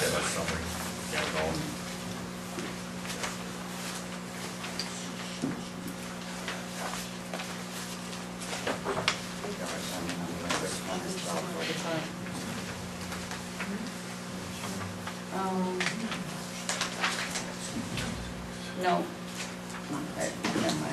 Okay. I don't know the number, but I just was curious. Thought it was voucher 1245, just about the propriety of. I'll bring it up later. You're going to bring it up now because we're going to approve them or not approve them. Well, I'm not sure I got the Ask number. Jamie, I don't know, I didn't look at her, I asked Jamie what it is. No, it's not highway thing. It's Deb signing her own, is that how she does it? She puts in her own voucher and then she's also this. No, I sign it. You do? Yes. Okay. All right, I just want to make sure. Well, it's just a check. Yeah, I make a motion, we approve the bills. All in favor? Aye. Aye. All opposed? Who seconded that? I'll do it. All opposed? Okay. Now for the committee reports, I don't have a report as a hospital, I do, or as a supervisor, I do for the hospital. So you got your report, Lisa? I'm good, just that I've collected the total portion of the budget for the town. I just wrote the supervisor the last check for like $811,000, so, and we're 66% collected on the taxes. How's that compared to last year? About the same, really. I mean, this February, you get a lot in January, and then February, people are gonna hang on their money right to the very end again. They do it each month, but, you know, January was extremely busy. I mean, even just the first day was, I mean, you didn't expect somebody to come in that early and pay it, but, we got the budget for the town side. Jamie, do you have anything? Yes, I do. I have an agreement here for expenditures of highway money. It's between the highway superintendent, me, and the town board. And it's an agreement for my general repairs money, which is spent on road repairs. And it's also for my CHIPS money that I spend on my permanent project. That's a report that has to go back to the state? It doesn't go back to the state. A copy goes back to Delaware County, and a copy goes to Lisa's office. So I have 2 sheets here, and the board members have to sign one place on each sheet. And then a copy goes to Lisa, and a copy goes to This is a cut and dry deal with... It's the county. They send me the forms, and I fill them out, and it goes back. I don't really need a resolution for that, do I? We just, okay, make a resolution. Make a resolution, sign it. Approve it? I'll second it. Okay, all in favor? Aye. All opposed? Do you have anything with the highway, Pete? No, I'll defer to Jamie on that. Okay, the hospital called me, I think Monday, that they had some serious plumbing issues, and I wanted to put it off till tonight, but there was sewage on the floor in the hospital. We had to hire a plumbing contractor, and they hired him, I don't even know who it is. They gave him an estimate of between $10,000 and $20,000. So, but we had it, I mean, you can't have sewage on the floor in a hospital. But they're replacing all the pipes, right? I guess Nate's taking care of it. Taking the cast iron out, putting PVC in? I don't know. Nate. That's what your ace over there told me Yes. today. They're pulling out the old cast iron, whatever it is, and putting in PVC. Okay.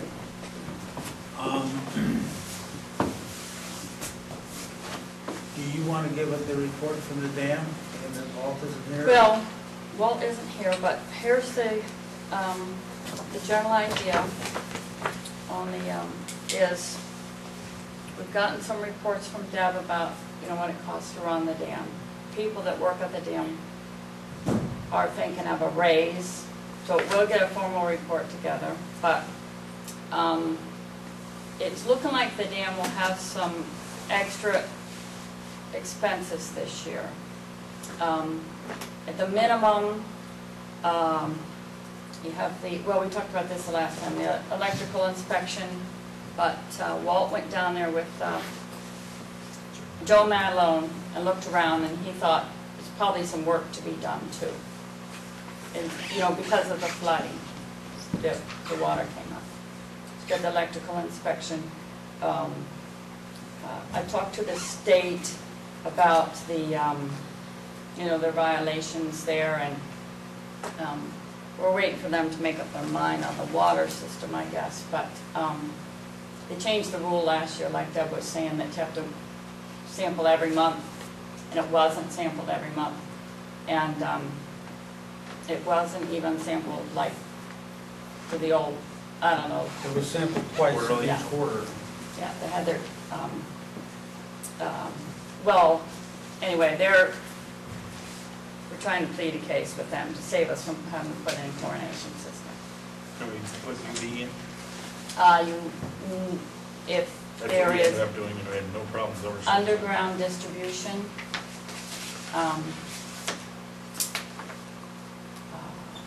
you know, when there's distribution system, in your business, you mean? Yeah, actually, the guy did that, very inexpensive, we've never had a problem since. Right. Well, we'll look at it then, but, so, the new manager, you know, she thinks that that we ought to raise the rates a little bit too. So we gotta get this all together by the next time. But if we get the word from the state, I guess that's what we need, is that we have to put in some kind of disinfection system. I talked to the building code guy, Dale, yeah. He knows an engineer that would design it, and we have electricians available for the electrical, and hopefully we get it moving along and get it done. What did we do to the mailing last year? Do you remember, Lisa, as far as people that It wanted was, the seasonals? yeah, we did it like in end of March, beginning of April. But, you know, I did have quite a few calls already, and I told them to call back probably like in another month. And one of the issues that was raised was because they were in and out of the park so much last year because of the water, they wanted to know if there was gonna be any provisions made for campers that pay a seasonal when they pull their camper out and then the season closed shortly. If we're gonna, if you're talking about raising the Yeah, I rates. don't think we should. I think it's the loan and it's making money. Well, we made a ton of money 2 years ago. And last year, we actually made over $15,000, but we paid an old bill from before the previous board got in there for unemployment for $13,000. And it was an absolutely atrocious year for camping. It was, they had to pull the campers out of there 3 times. And it was, you know, they have a mess to clean up every time the water flow goes up. I don't think they can Don't change the rates. I would Don't do give them anything. raises. You don't want to encourage. Oh, them there to was say one that. other thing in looking that over, Bob. I don't know if that term, would you actually use that term or not, but you're not allowed to get bonuses. It has a photocopied out this time. That prohibited payment and expenditures, and it goes on that officers and employees may not pay bonuses. So we'll have to figure that out with the staff down there. I don't know if it was considered a bonus or not. What's that? Extra pay, the $3,000. It was to be the manager instead of, I was the manager the first year for the Right. So, Basically wages, I mean, is what. yeah. We'll work that out. There's also a lot of flood rate on this guy. I talked to WCD, old workforce up here, and they had some sort of a grant they were trying to get to come to Delaware County for some manpower, and she's gonna let me know if the manpower is available to come up and clean that flood trash up. That'll be great. Do you have anything on planning and zoning, Pete? No, I don't. Bill does. Bill Wallen. What's the subject? Planning and zoning. Yeah, zoning? From the town of Sidney Planning Board. We already have Shelley. There's been no zoning efforts in the planning board. Okay. Finance. You guys. We're still solving. Well, I do, at some point, you know, we want to have a little extra meeting. I just want to keep it on the agenda to talk about that 2% tax cap. I don't under, what do you want to talk about? So that we all understand it. We went through this last time, then the Teamsters gal was there and what the salaries are, and they said, well, will this affect that and everything? And they asked Deb said she didn't go to the training. Pete says, hey, it, you know, just so we all already went know. over the 2% tax cap right with that contract. But you can. You did. You know, when you're They have a looking at- whole website. I'm just saying that When we you're need to sit down and discuss this and get a longer range kind of plan out of it. And I think she's trying to figure if you have the option to pass a local law every year to override that 2% cap. I don't believe you, that doesn't work It like is that. an annual. Yes, So, it is. Gaby, in the material that they picked up today. It is an put some- annual, Yeah, You can do it every year. I can read up on the Every year is a totally 2%. We different all need to talk situation. about it together. When we Well, have the the time. The major problem with the 2% is going to be Jamie's problem. Well, 2% isn't always enough. But they're going to make you do it. I mean, I think that's what Bob tried to tell everybody at the January meeting, that this is the waters we were Well, I treading think we into. all just need to talk about it together. Pete went to the training. If we have We to, just we read will little next bits on the year. website. But we're all set for this year. We're set for this year, but this is going to sneak up and catch us Yeah, I see because that. that's going to run over. We've had an easy winter, so Jamie hasn't spent a lot of extra money on overtime and sand and so, and he's going to get away with it this year, but you have, it's going to catch you. That's what we need to have them talk. That's what she's just saying, if you get informed now and figure out what the 2% really means, then It's we can 2%. pass a local law. Hasn't been It's determined 2%. in etched in stone what it really means No, or it to isn't. say yet. I mean, that's, And If that's you what want to they've exceed changed their the website. 2% law, you have to pass a local law, which we did not do in the January meeting, or not to do it. we should We be could able do to it do it again. because they're overtime, so we dodged the bullet, so. Hopefully, we'll cross that bridge next year. And if you want, I can look into whether or not we can do it in the middle of the year. Okay. Sounds good. Try to find a way around the January vote. If that's what everybody wants. I don't want to do something people don't want me to do. So we'll all study up on it and then we'll move forward. Is that it? Well, what Joe's saying, he's looking to see if there's any alternatives that we can actually deviate from. But you're just That's more not really concerned what I'm about, saying. right, she just wants to get informed about it. Yes. So when we get into this position next year, everybody's on the same page and really knows what it is instead of trying to Yeah, piece he it did together. go to the understand training, that, he but- went to the training, you Right. might look it up online, that we all talk about it and just say, okay, it doesn't apply to the fire districts, By next fall, Yeah. the comptroller's office might have a better idea, a better way of telling us how it works and so on. Because when I went to the class, the first thing they told you was that they didn't understand how it worked either. So it made it pretty tough. They have a new website. It's based on levy, it's a 2% levy, not Yeah. the thing from change from Well, last there's year. all kinds of rules, Right. the way you figure that 2%. Right. It's not a straight across the board. Right, no, it's on the levy. Okay, insurance, Gabby. Well, this is just minor, it's not really an insurance thing, but we got a letter from an insurance company, it's addressed to Joe Madalone. Did we send back? I even got letters for Walt Johnson, how many years ago was that? Yeah, yeah. Well, that we can try to attempt to get his name off of there. And, as far as that goes. And then the other thing is, it doesn't quite fit in insurance, but Walt's not here, so you guys got my email about the new rule, and we're supposed to make every effort to have information for the, I didn't get it. yeah. It was in the thing you emailed me, Bob, and I emailed What's back to you. that? Oh, I don't know. Well, anyway, I copied it off, and it says that, and basically it says, we have to make,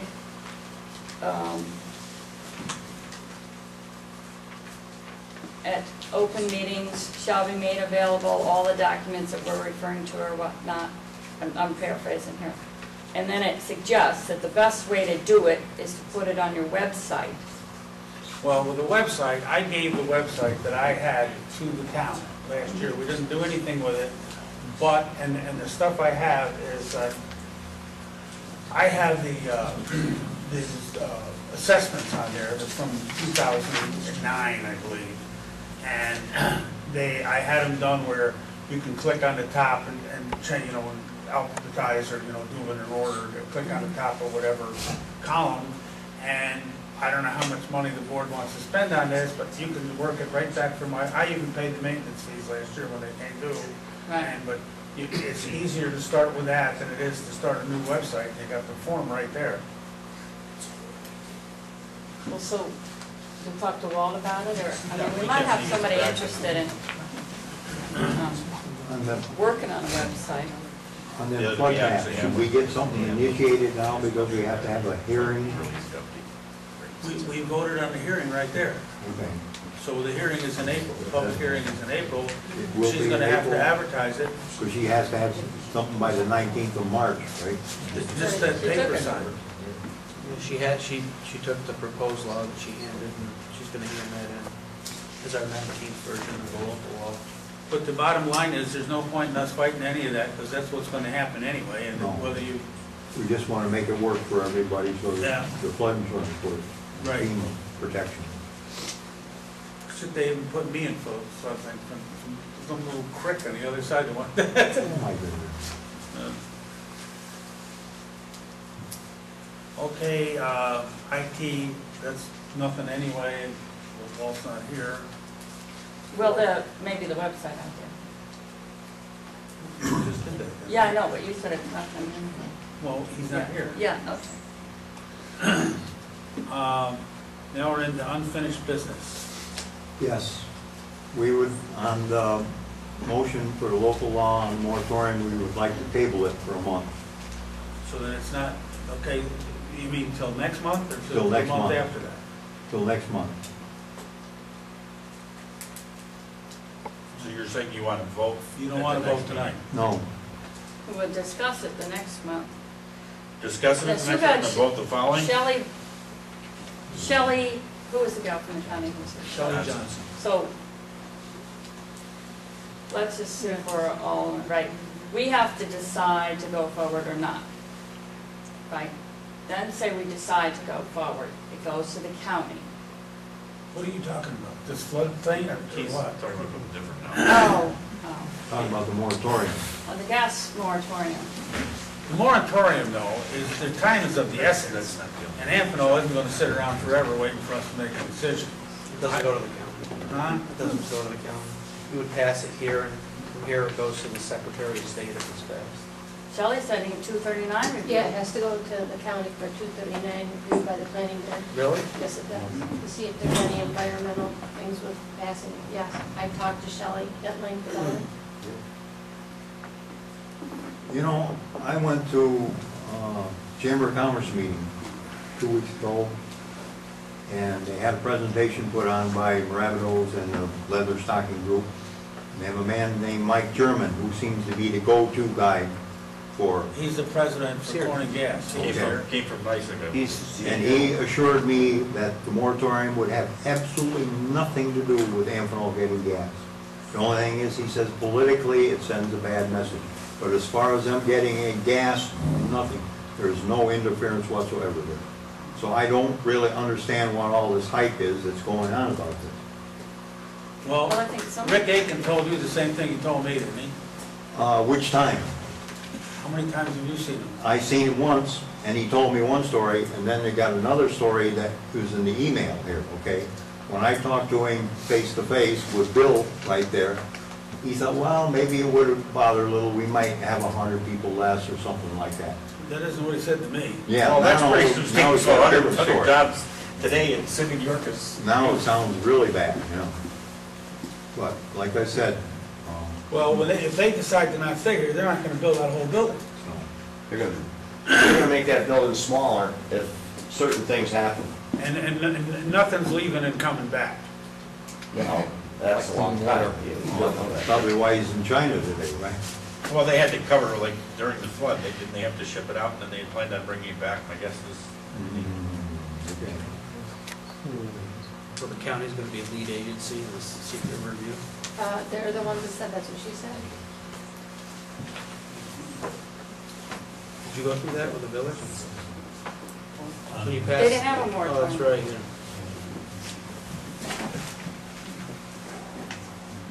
We'll get our facts straight. Can I ask a Talk about it question? next week. Is the village of Sidney is part of the town of Sidney, correct? Yes. Right. So the village property actually is the town of Sidney property? Okay. That clarifies that.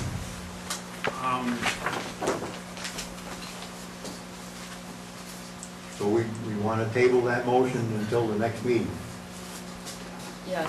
The vote or the... To vote, yes. Well, first you have to decide whether everybody had They did. the town law in their hands They did. 7 days before tonight's done. Why wouldn't they have that in their hands? Because, first of all, when I got it, and then people came in and said, picked it up, they said I was giving out the wrong one. So, until I got clarification from Pete, Pete actually came to my office, looked at the document, and said, this is the right one. I didn't send it out to the rest of the board members. Do we have to go through it again?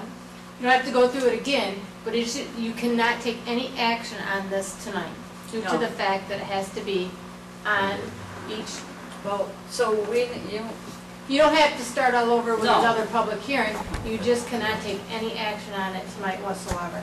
No action whatsoever. Right, you And can't. you just have to make You sure that can't vote on everybody it. gets a copy of it. So, Everybody at is the board there, Yeah, everybody on the board. has to have it in their hand. right, 7 days, before not the including the meeting. day you get it, and not including the day of Sunday. the delivery. Right, and not today. So we need a system What do you mean? of, like, talking to each other. Like you get it, I mean, you can work it out, but, right, you get it, you stamp it with like the town of Sidney stamp receipt, blah, blah, blah, and then you I got it. have an Right. affidavit, you have to like affidavit that you gave it to us. I mean, took you know, I kept a list of everybody that picked up the draft moratorium, whether it was hand delivered or it was mailed. but then you actually, like, you have to Right. officially let us know it's there. I just looked into it, I mean, not that you wouldn't. Well, I would have mailed it to you, but you walked in the. Yeah. I sent her in, right? Yeah, you did, Everett, yeah. So, well, anyway, What day was that, ever? That was on Monday, right? Gabby, that was on Monday. on Monday. Yes. Monday. Like the 29th of January. 29th to 30th. But so like even though you got this law from Shelley here now, right? So we have to, of course it shows up in the minutes, so we all received this draft today. So we'll definitely have the 7 laws, 7 days to let it age, or whatever the word is. Yeah.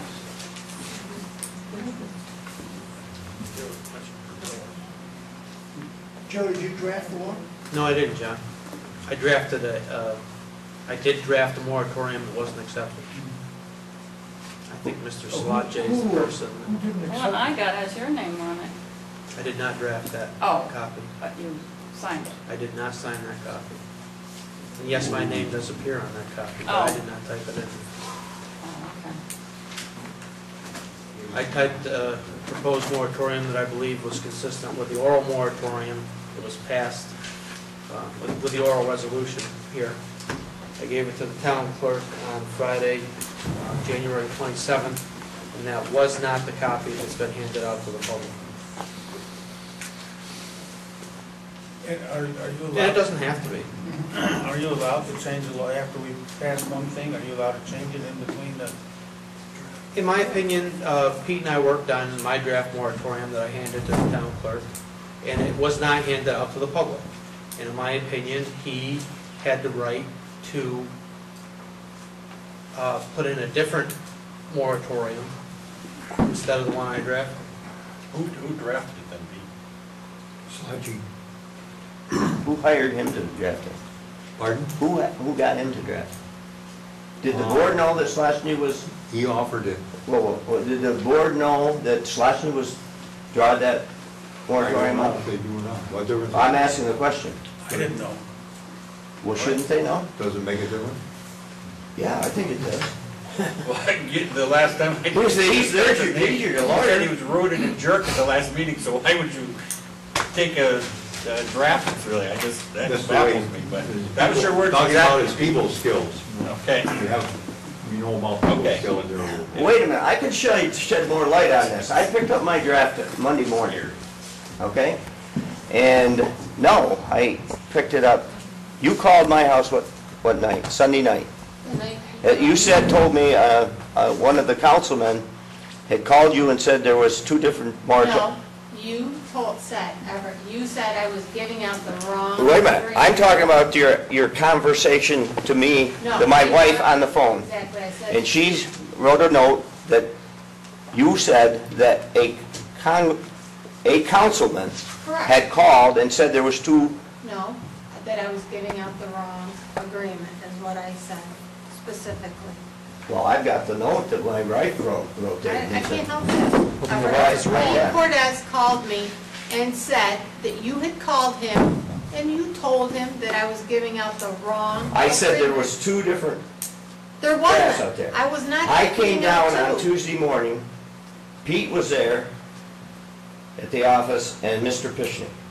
No, Pete was there. And Pete had another draft in his hand. And that, I didn't get it out. Please, can I tell my story? I had 2 different ones, yeah. He had 2 different drafts in hand. One was the 17th, one was the 26th. Pete showed me the 26th draft. Because your statement was that somebody else had got a copy of the draft and shouldn't have, and there was in a lot of trouble. That was just what you said to me. I asked you at the meeting, I asked Pete, will you show me the draft? Because I wanted to see if his name was on it. And he showed it to me. He was handing out the right one. If the person that had the other draft shouldn't have had the draft, then Pete shouldn't have showed me the draft. Do you agree or disagree? I'm just a legal You looked advisor. at the first page to see the date on it. Other than that, you didn't look at it. I'm just a legal advisor. But I didn't do what, Pete? Pardon? Well, I didn't do what? I said, all I showed you was the first page with the date. Oh, no, I looked for Joe Ermeti's name and I went through the whole thing, and I asked Lisa, Well, I didn't Lisa, give it yes to or you no, or anything like did that. you see I Pete? said, And I this is talked the about one it. that Lisa has, Okay, this is wait a the one minute, we're wait a minute. talking about. Joe? Yeah, I'm just a legal advisor. Pete and I worked on a draft. In the end, he chose not to use my draft, and that's fine. I don't think he has to. He's proposed the one that Mr. Salatje drew up, and I believe that he's well within his rights to do that, to propose that. Now, my name is typed on that. I don't know how it got there. I didn't draft it on the one that's being proposed right now. Do we have exposure as a town if we sign this? Do you really want me to talk about that in an open meeting? No. Is it really No, something no, that should no, be discussed no, in okay. executive session? I mean, I will if you want me to, but we have to be kind of prudent. Because We have $1 million liability insurance on that, and the insurance company does the litigation. They call the insurance agent about it. I did too, and that isn't exactly what she said. Well, that's what you said to me. She Can told we me- make a motion to go into executive session after? After the regular meeting, yes, we Okay, can. great, thanks. Well, we'll just cancel this until, okay. I have one more thing I'd like to add to this. I think the biggest thing is communication among the board. I took the liberty to get information about whether you have to have a public meeting if you people have more than 2 people at a talk or a discussion. I gave that information to Pete. You do not have, you can have a discussion amongst 5 of you and not have a public meeting for discussion on issues. You can't vote on anything. But you cannot No, vote on it's anything. still a public meeting, it's not a hearing. No, it's not a public meeting, it's a I've always fireside understood- chat. How's that? No. I've always I understood that just- you couldn't I've have spent a whole day a of training on majority of it. the board in a meeting. Did you, Pete? That is the truth. You cannot have more than 3 Pete, members and that's discuss what I- town Pete, you got business the without information, it right? being an open meeting. That's true. Correct, John? That's my understanding. Yes. You can meet yourselves to talk, but if somebody walked in on you and said, there's 5 of you board members here, I want to sit in on this, I believe they would have the right to do so. You can meet You at have a to picnic advertise and it. talk, You're gonna have more but if than you're a talking quorum. about town business, Right. it has to be an open meeting. Yes. If you're not talking about If town there's more business, than how many I people? think is my, It's a quorum. correct. Right. So how do you people discuss a situation that you've got to, all of you work on? How do you do We that? have them, that's what we're doing We on do it with that everybody No, else. no, no, between meetings, No, say there's an issue. Schedule an extra meeting. And we've You have done- to we've schedule done an it in the extra past, right. Yeah. And the big thing was, years ago, for example, on the budget, this is going back way to the days of a previous supervisor, he would request that we meet at his house. And when I found out that they were doing that, I objected, and we actually met at the Civic Center because we were opposed to those private meetings in people's living rooms. I was told, And technically, I don't That believe worked it's all allowed. nights. haven't I it? was told by Especially the a budget meeting. board member that the only way you could get together was by email. That's how you communicated. Now, That they was talked me a that lot told. about You can say this. who said it, I don't care. It's the Maybe. old office memo, Everett. It's the office memo. I went to the Association of Towns new member meeting, and they talked a lot about that. And they went into great detail on email. You can email back and forth because it's not instantaneous. You get in a chat, and it's considered a meeting. You can have meetings with, by video, as long as everyone on both ends can see it, that's considered a meeting. That's So good. like, he's in Florida, we need a quorum, you know, and he has the equipment. And they went into great detail on this. And it's all part of their open government.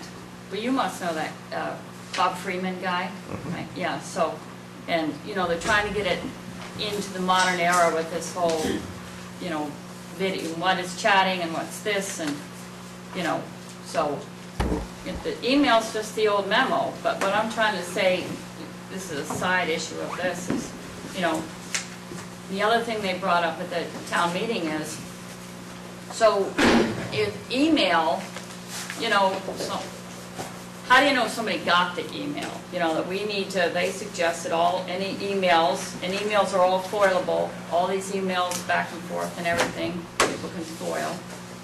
But is it any, we just copy each other on everything, you know, so there's no like little, whatever, something maybe improper going on. I don't know what, you know, but, and then Lisa would save them all, because somebody can foil them all. So she needs like a flash drive or something, just save all of our emails, and every email we have would be copied to the town clerk. But I think what you're saying is, we need more time to talk about this, going back to the... I don't see how you can get anything done if you can't talk amongst the... Well, we have a next... You have an extra meeting, but... I'm trying to get one to talk about the tax. Can I ask, have you talked about the moratorium this month as an extra meeting of this, if this is as important as it is? As a group? Yeah. No. How about with the other two members? With who? With Pete? Pete? Walt? Well, I talked to Pete about the, I talked more to Everett. Yeah, you know, I'm like, well, Pete, you know, and then I have not talked to Walt about it, only he's sitting down. We used the old-fashioned method. We talked on the telephone. Well, I'm coming to her defense, because we had a very good conversation, and this was one of her concerns of how to discuss issues with the board without having to have another public meeting. And I think it's a very foolish thing that you can't do that. I don't get it. Well, because the public is involved. So you have a meeting, we sit every time. Why should the public be involved at that time frame? If you've got a discussion to make amongst other, to come to an agreement. Rule. We can have, 72 hours or something, right? We can call a meeting. You have to give written notice to board members 3 days prior. It has to be posted and On in your the paper bulletin board. and on the radio. Yeah. You have to make You have to make every effort, but where is this bulletin board anyway? I post them down by the village clerk's office. I post it in my office and outside of my office, and just. But there's not like a formal bulletin board where things are, like the village Kind of, has? yeah, they have that. The villages. Yeah, it's in the main hallway. I think we could work on our, sorry, Mr. Whalen, did you want to say something? I hope I can, yes. I have a serious question.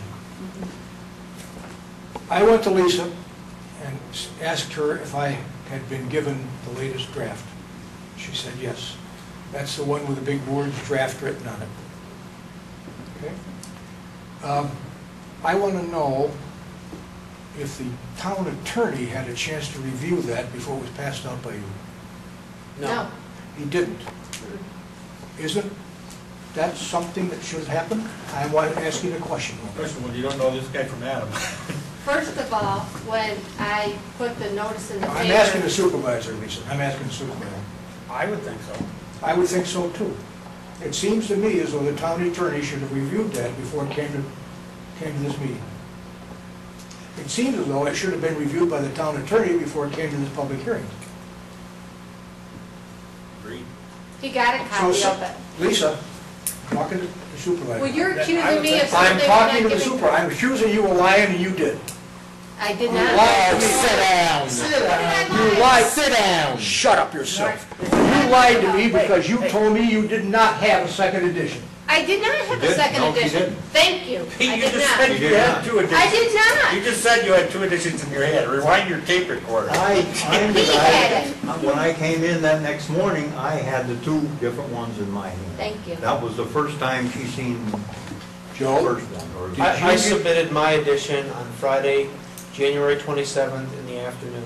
To who? To Lisa at the town. You clerk's gave it office. to Lisa. Yes, I did. All right. And what time did she get that one call draft? I have no idea. Maybe you can tell us, Pete. It was what, early early Monday, or when was it? Sunday night or Monday, I don't remember exactly either. You brought it into my office to Okay. make sure I gave out the right one. On Monday morning, you did that, Okay, Dave. the guy I talked to was Everett. Everett was the one that put me onto it, okay. So I came down to see you then. Okay. Now. The reason for it was, I had handed out the new one, and one of the fellas here, and they had a corporate lawyer down in the city look at it, and he says, you're gonna get in trouble because you specifically mentioned hydrofracking, and there was some other thing in there. So here we were, right down at the last minute, with a lot of pressure. So I said, we'll go with the slotchy one, because I know that does not specifically say hydrofracking. And that's why I made the change there at the last minute. So we could, I don't think any of the additions I drafted had the word hydrofracking. Yes. Well, I don't have it here, but yes, it does. I got it here. The 19th and the 26th is the two you had, Dave. 16th. The 16th is the one that you handed out. The day they handed out, the one dated the 26th. Mine Or says- the one dated the 19th is the one we handed out, the one that 26th is the one I got. mine says the 16th.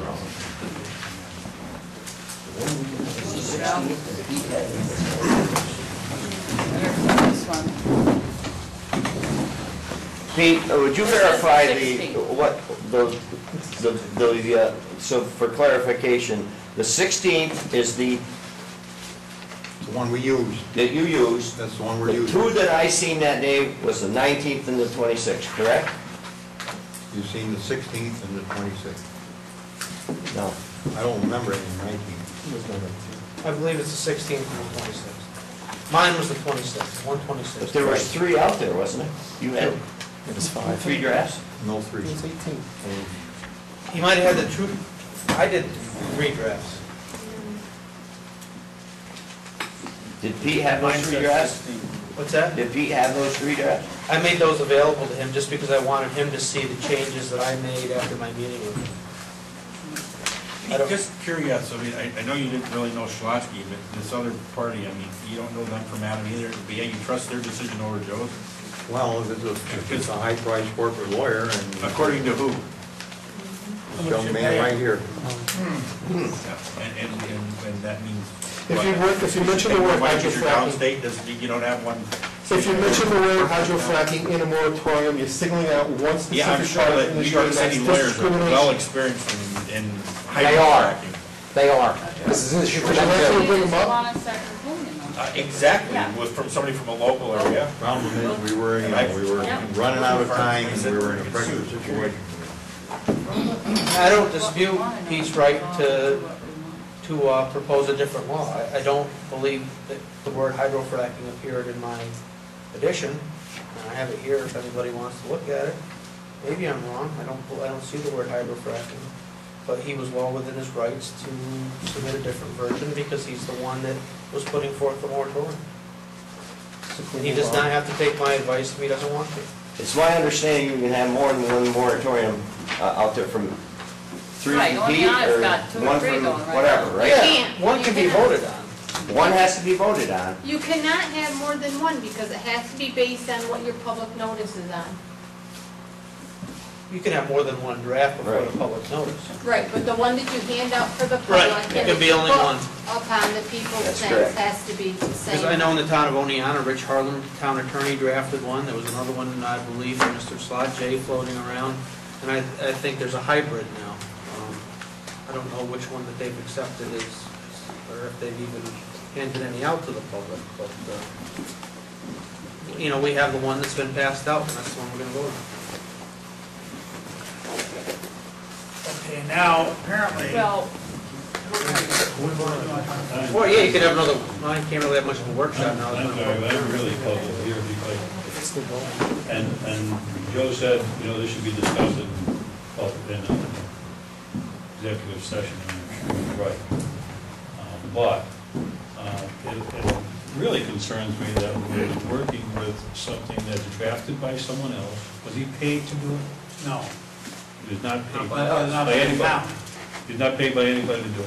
Thanks for that no legal responsibility. And yet, for one, Joe's name is on the actual draft, and it is.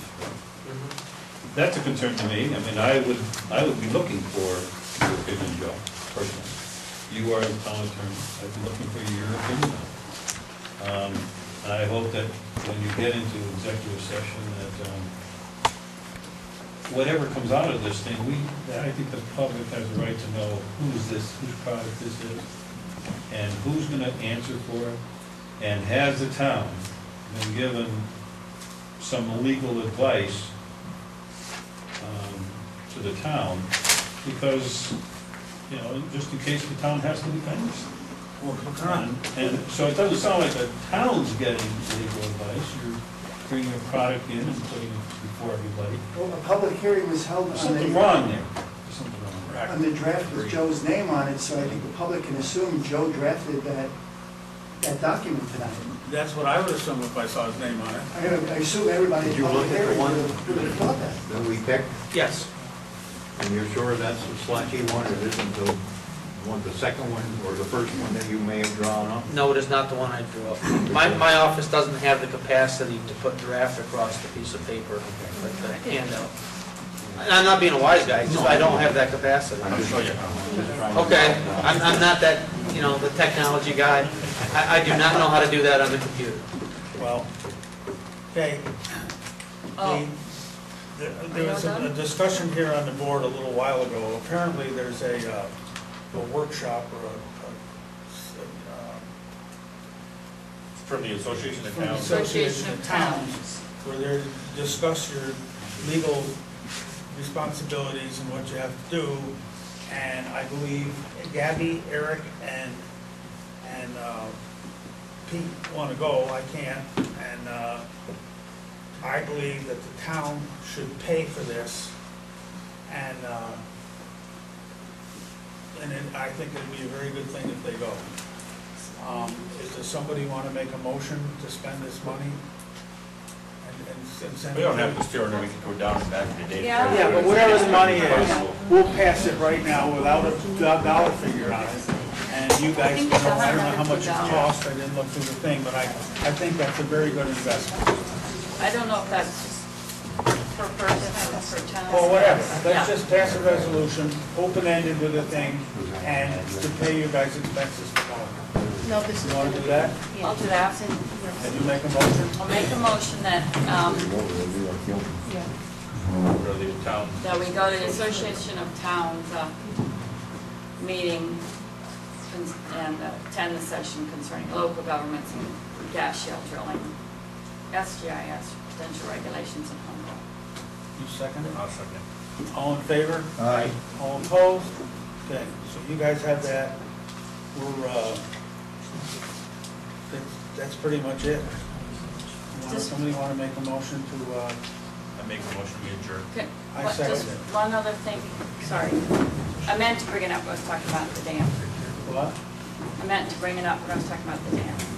Back in the fall, we got letters from Franklin, the village of Franklin, a couple letters back and forth to the Corps of Engineers. The village of Franklin wants them to dredge the dam. The Corps of Engineers wrote back, we're not going to. Well, that's not necessarily so. I talked to John yesterday. Did you? Because I think that would have impact on flooding in Sidney. If we'd be able to hold back more water. Who knows how much? They held it back completely this last. Nobody's all full of silt and sand. This is what Franklin's saying is. How much do you think it's going to cost? Have you looked in the rivers and seen how much gravel and glacial Yeah, I till's have. in? Yeah. I just went I by. don't think anybody would They didn't disagree allow with 1 you. drop of water last time. But Dredge the dam. I'm just throwing a letter We out are there. not, That's we what are I'm not saying. going to make the Corps do anything. We can't even ask There's a them. lot of We good can gravel. ask them. John already asked them. I This talked to one? him about it yesterday. East Sydney Dam? What John? John, the John manager of the dam. Campbell. No, John Oh. Campbell, the mayor of Franklin Franklin. that initiated this. And he thinks they could recover some money by selling the soil and stuff in there, but I believe it's gonna cost a lot of money, and The I Corps don't, wouldn't do it themselves? I don't know. I can't imagine us influencing the Corps. We gotta Franklin, it's Can we write a letter? Go ahead. All right. Back to he made a motion to adjourn. I seconded. All in favor? Aye. All opposed? And then somebody want to make a motion to go into executive session? I'll make the motion. Okay, you'll second it. All in favor? Aye. All opposed? We're in executive session. You can order the pizza.